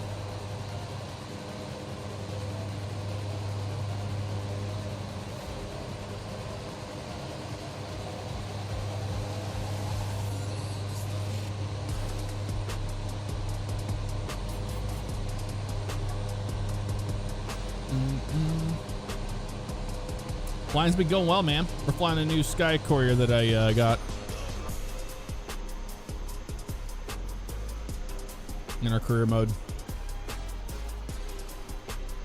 Crazy that, remember all those streams we flew the 172, the Cessna 172 all the way up to the we didn't get a Caravan, we got this instead, but we got the Vision Jet, and we did our Vision Jet for a long time in our career, so it's just a different style of flying.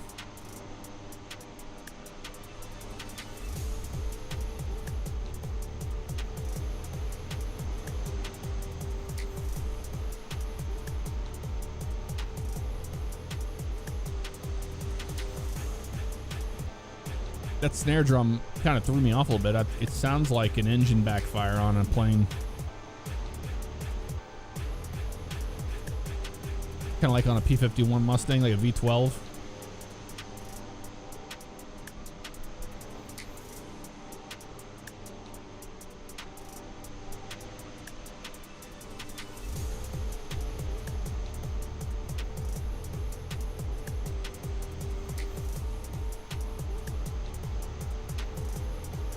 All right, we're going to go back into the cockpit. We're not going to change camera views anymore on this flight, just for, you know, obvious reasons. We'll say that. I don't like how the sim stutters and stuff when I'm changing between the views. I'm like, ah. Vision Jet is my favorite airplane in the sim currently, and they just made it better by the fixes.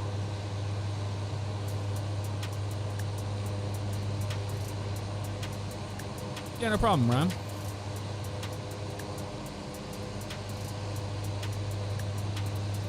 Brimstone Dog, what's up? How you doing?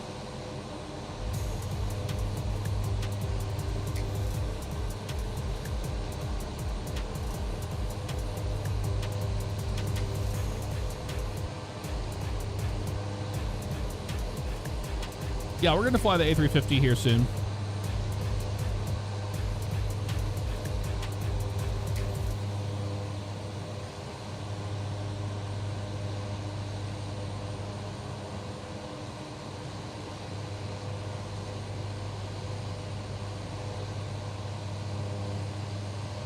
I wouldn't say I'm a pro.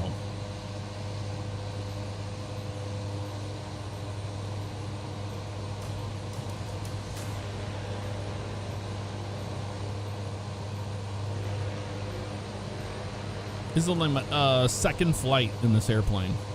I did my test flight in it 2 days ago. Not in this particular airplane, but it was the same type. The FedEx one I had in my free flight mode. Took off out of Tallahassee, did some autopilot work, did some landings and stuff, got used to it, shot a ILS approach, shot a GPS approach. Just got used to it so that we weren't an absolute idiot when we got on stream. There's a lot of airplane to learn here.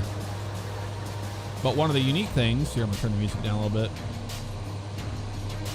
One of the most unique things about this airplane is in a lot of turboprops, you set your power after takeoff, you pull your props back, you get them where they need to be, and then before you're landing, like like right before you land, you bring your props fully forward, right? In most turboprop airplanes, that's how it goes. In the Sky Courier, that isn't the case. You take off, it's like between 5 and 10% on your power band, but back after takeoff on the throttle, and then you set your props to 1500, which they're perfectly at 1500 each one. 1500 each side, and then you don't touch the props until after shutdown, engine shutdown. That's a unique thing about this airplane.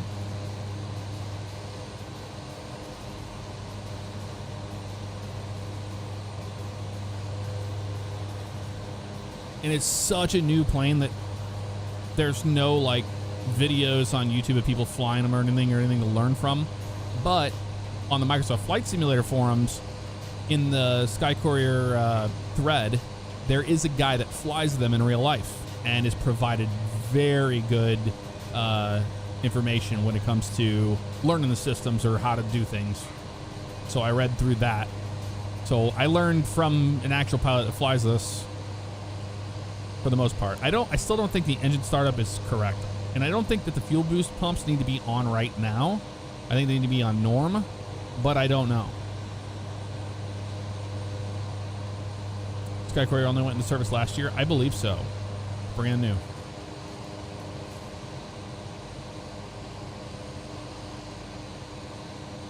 We're 40 miles out, y'all. We'll start a descent 30-ish.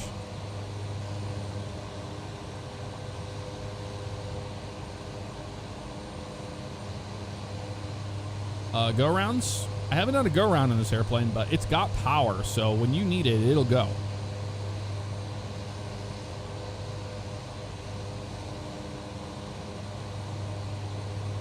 I also noticed since Sim Update 1, it no longer dings at you whenever you use proper power technique in this plane. Before, it would ding at you whenever you made adjustments on the throttle. Even if you weren't in the yellow or red and you weren't overspeeding anything, it still would ding at you. So they fixed that too, so it got fixes.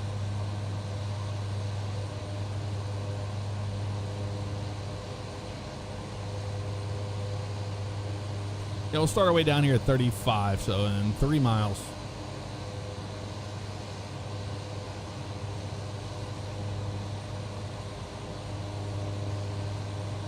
We'll initially go to 5.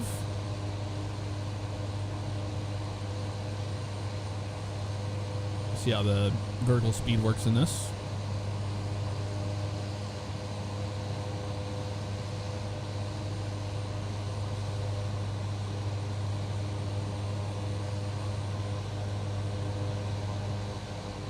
Can't believe we're starting our descent, y'all. I can't believe we're just starting the descent here. Here we go. Vertical speed mode. Pull our power back. Down we go.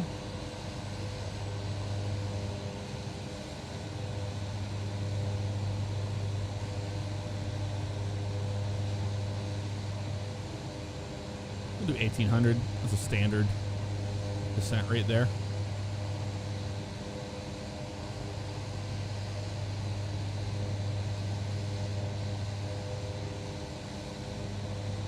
And we still have plenty of fuel. We have 2,500, 2,546 pounds in the tanks. It's not bad.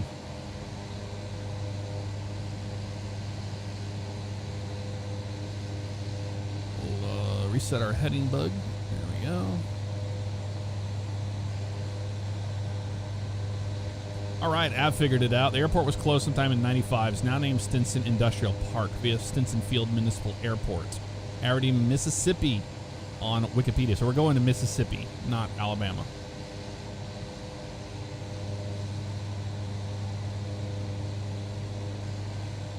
Close strip looks visible on Google Maps. All right, I mean, it's a close strip, but we're going to land on it. We'll take it as they need to have this cargo for whatever reason. For whatever reason, finals 31 nautical miles out. Look at that.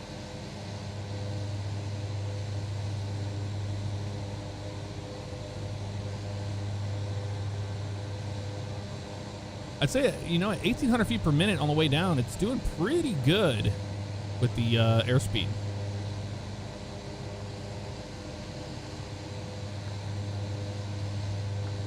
175 over the ground, still 30 knot headwind.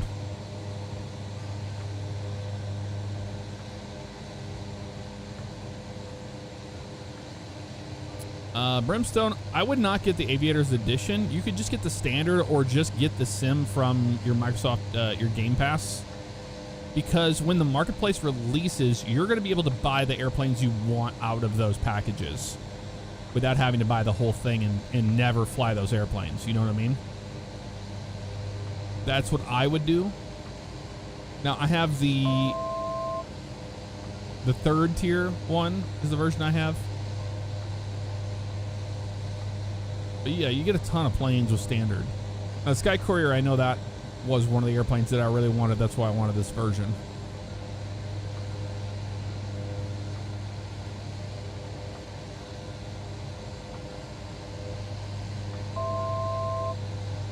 Not all the old airplanes work, Big Buckeye Boy. Might have to wait for updates for those, but better than nothing. This is a big airport in front of us here we're going to be flying over. Columbus.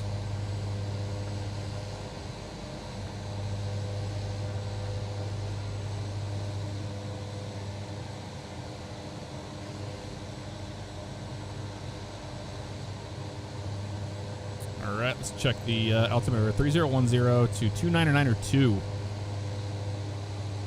High to low, look out below. We just cleared that out. Big time. We'll just send down to go down to 4,000 for now. About 1,200 feet per minute.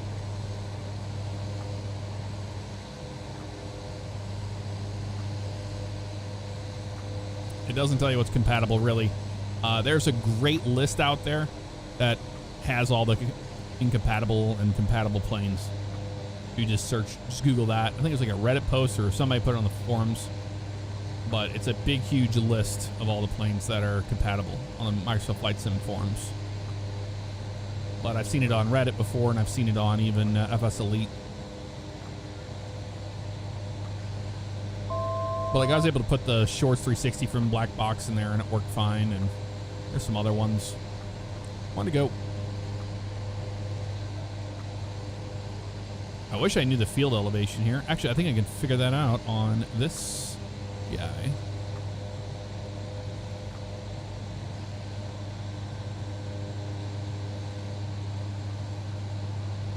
Here we go. Oh, 259 feet. Really? Okay. So it puts pattern at about 1259. We'll shoot this approach at probably 3,500. This visual approach.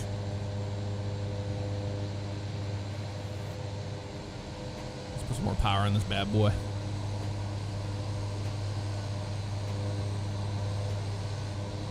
The big differences are the new flight characteristics. That's why I can't go back to 2020. This flight model is way better. And then you have like the extra details on the ground and all that. The atmosphere is a lot better. Like, you can, look at this. You see the 34 knot crosswind pushing us.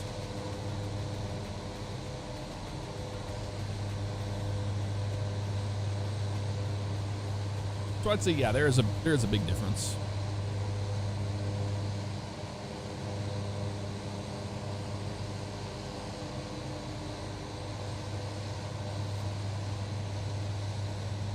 Do 500 feet per minute down to 3,500.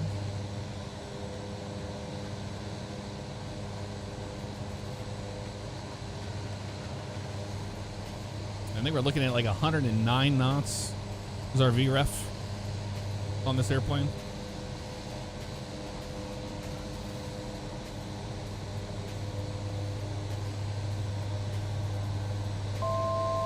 One to go.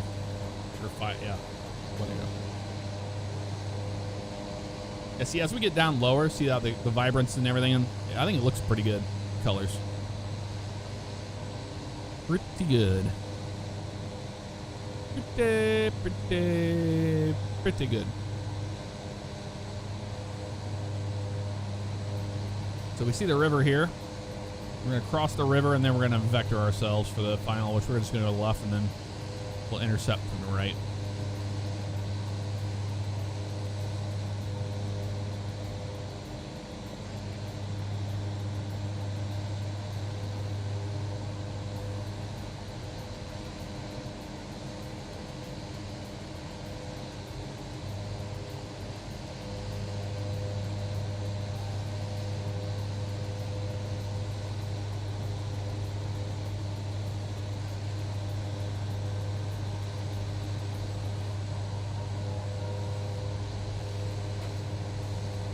Back in here.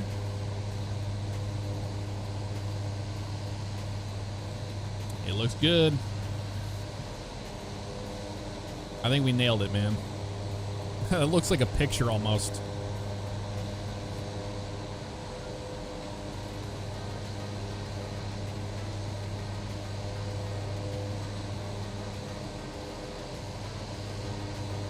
Oh, the highway traffic down there. Cars on the ground look pretty good.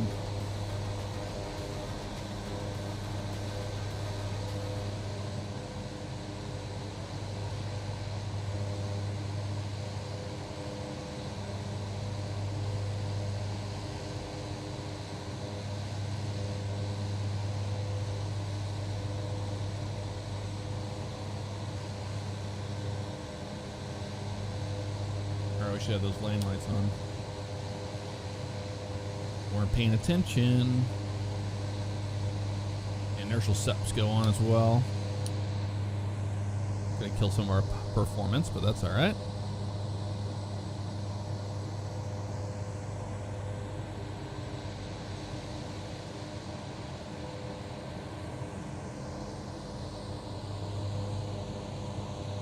If there's anything else we have to do checklist wise on the airplane. Nope. Oh yeah, before landing checklist. It'll be flaps landing, taxi on, autopilot off. You know, I mean that's simple. In the event of a go around, you maintain 1500 RPM on the props or push them full forward. From what they said on the props, the only time you would change them is if there was an abnormal procedure. So if you need it, then yeah. But normal operations, you don't change it. So that's a good question. I'd have to look into that better.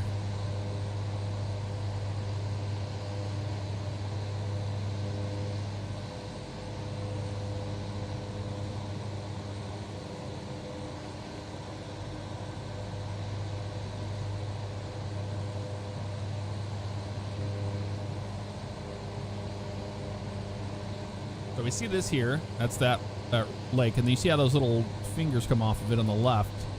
Points right at it. This is the airport, probably right here. That looks like the airport to me. Or you're further out in the middle, right there. Let's see if we can actually see it. No, that's a road.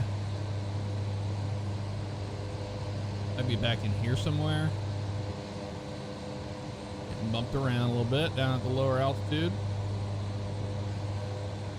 That way, so the airport would be like straight off our nose there.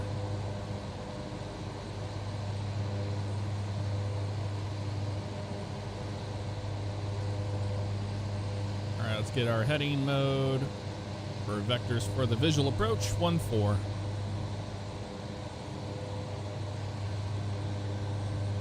Well, we're coming in at 100 knots, so I think we'll be fine. The Sky Courier is known for its performance.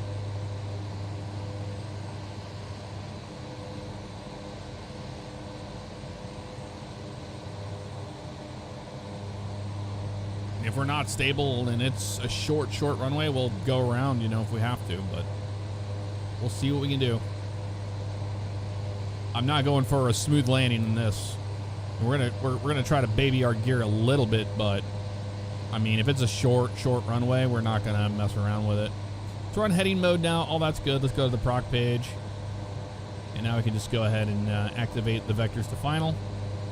We just have that final vector, and there it is right there, and the glide path.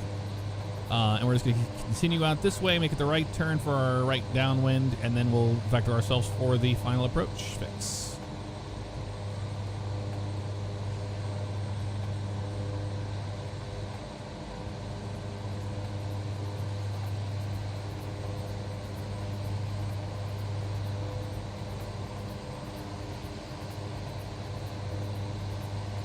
Very strange that the flight director does not work. They broke the flight director. Unless I'm doing something wrong on the autopilot panel. But I have not seen a flight director. Which is kind of weird, you know? Alright, we'll kill the music. Let's get into our plan here. So just to the left side of the... Basically, right where those two lakes are is going to be our final approach fix.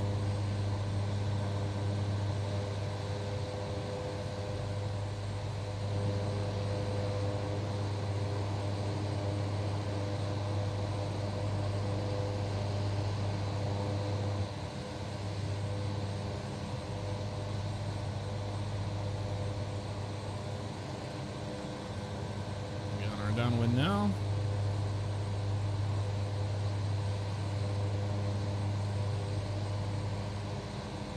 And basically we're going to fly till the glide path comes to us.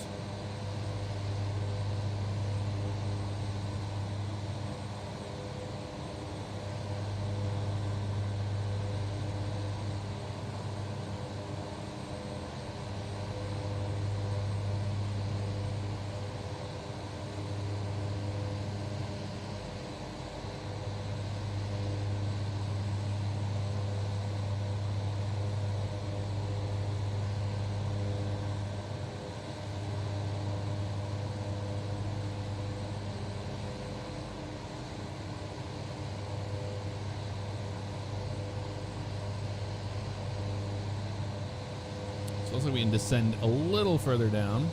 We'll go down to 3,000 here.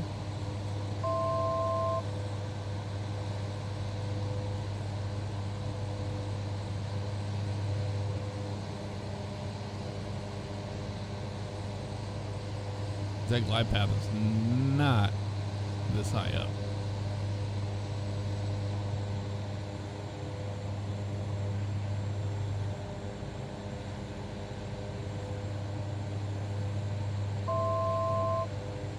Okay, make our turn in for intercept here.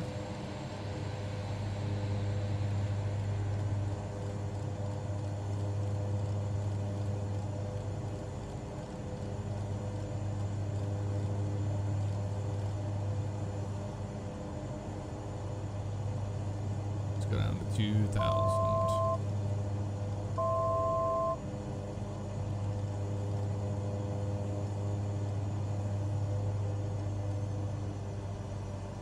Blew right through that. Okay.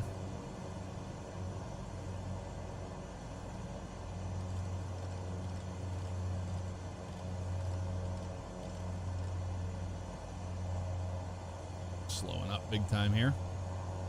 Glide path's coming down ever so slightly here to us, so we're still a little high on the approach. Let's get ourselves an intercept heading here, a little bit more power.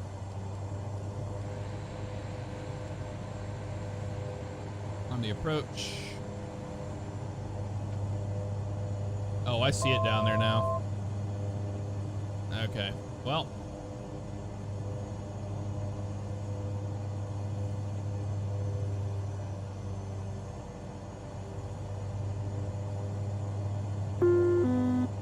Autopilot off, a yaw damper off my airplane. We're gonna have to do some S turns to get in here, but we're in the white band, so first notch flaps is coming in. Our next left turn here. This is how you get down. You just do an S turn. We're getting the glide path now. I thought I saw the airport over there. Do we have any goofy stuff we have to do here? Yeah, we do.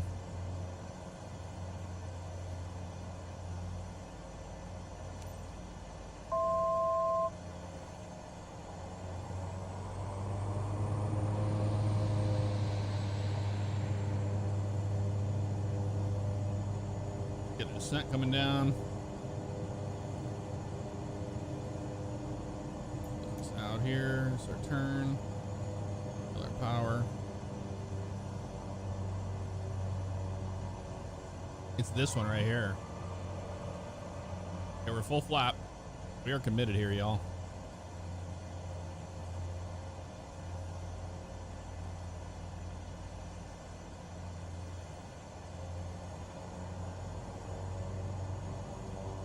This is the airport.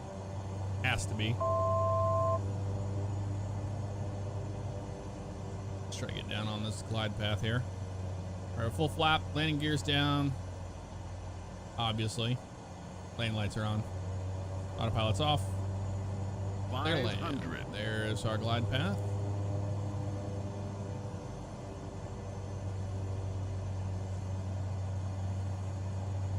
Don't want to get too 400. slow.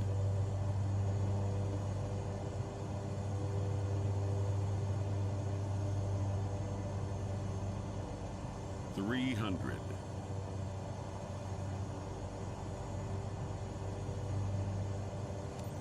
200. Tad low. Keeping her slow for a reason. 100.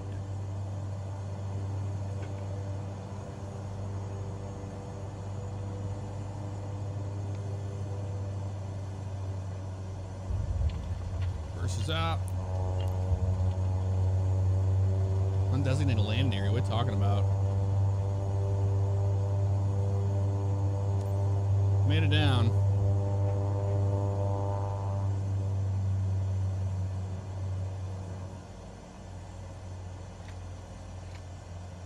Low idle.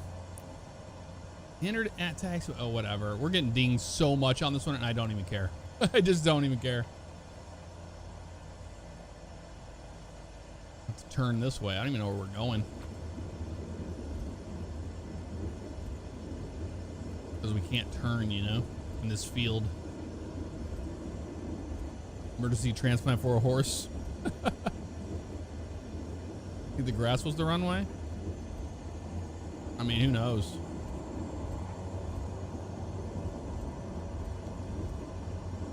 No, we landed on the runway. I just don't know where we're supposed to go here.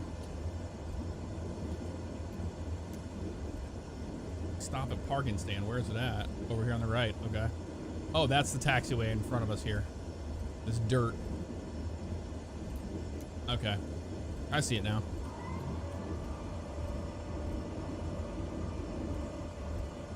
We're gonna lose our license after this one. What are you talking about? You can make some... You can deal with those stupid things it throws at you. It's not the end of the world. Boy, this is a mess. This field here. Look at the undulation here. This is insane.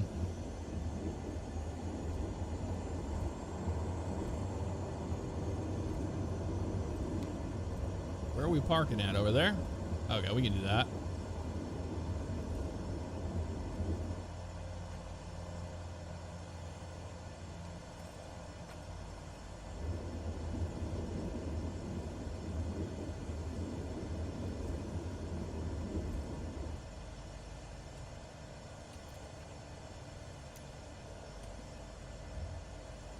Park right over here in this box.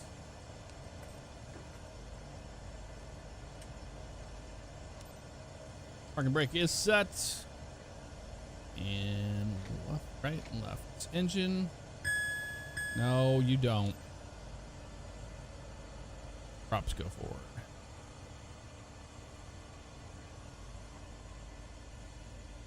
All right. Beacon lights off. Lane lights are off. All right. Mission success. We did it, y'all. Yeah, World War I airfield. No kidding. Airline procedures. The only thing we got dinged on was that stupid stuff.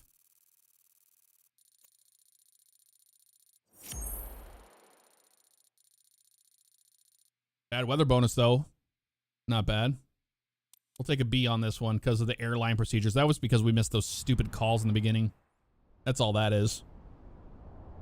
But the landing wasn't that bad. What? We made 1.2 million off of that run. Okay, well, maybe that was worth it. 4 hours of flying, y'all. 4 hours that took. Oh, we'll take that. Yeah, we'll take a reputation update. I don't care.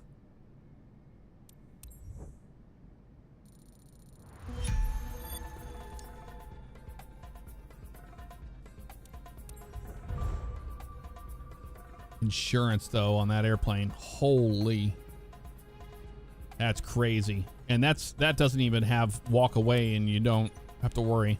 That's like we know if we crash it, and it's done. That put us back to 1.9 mil.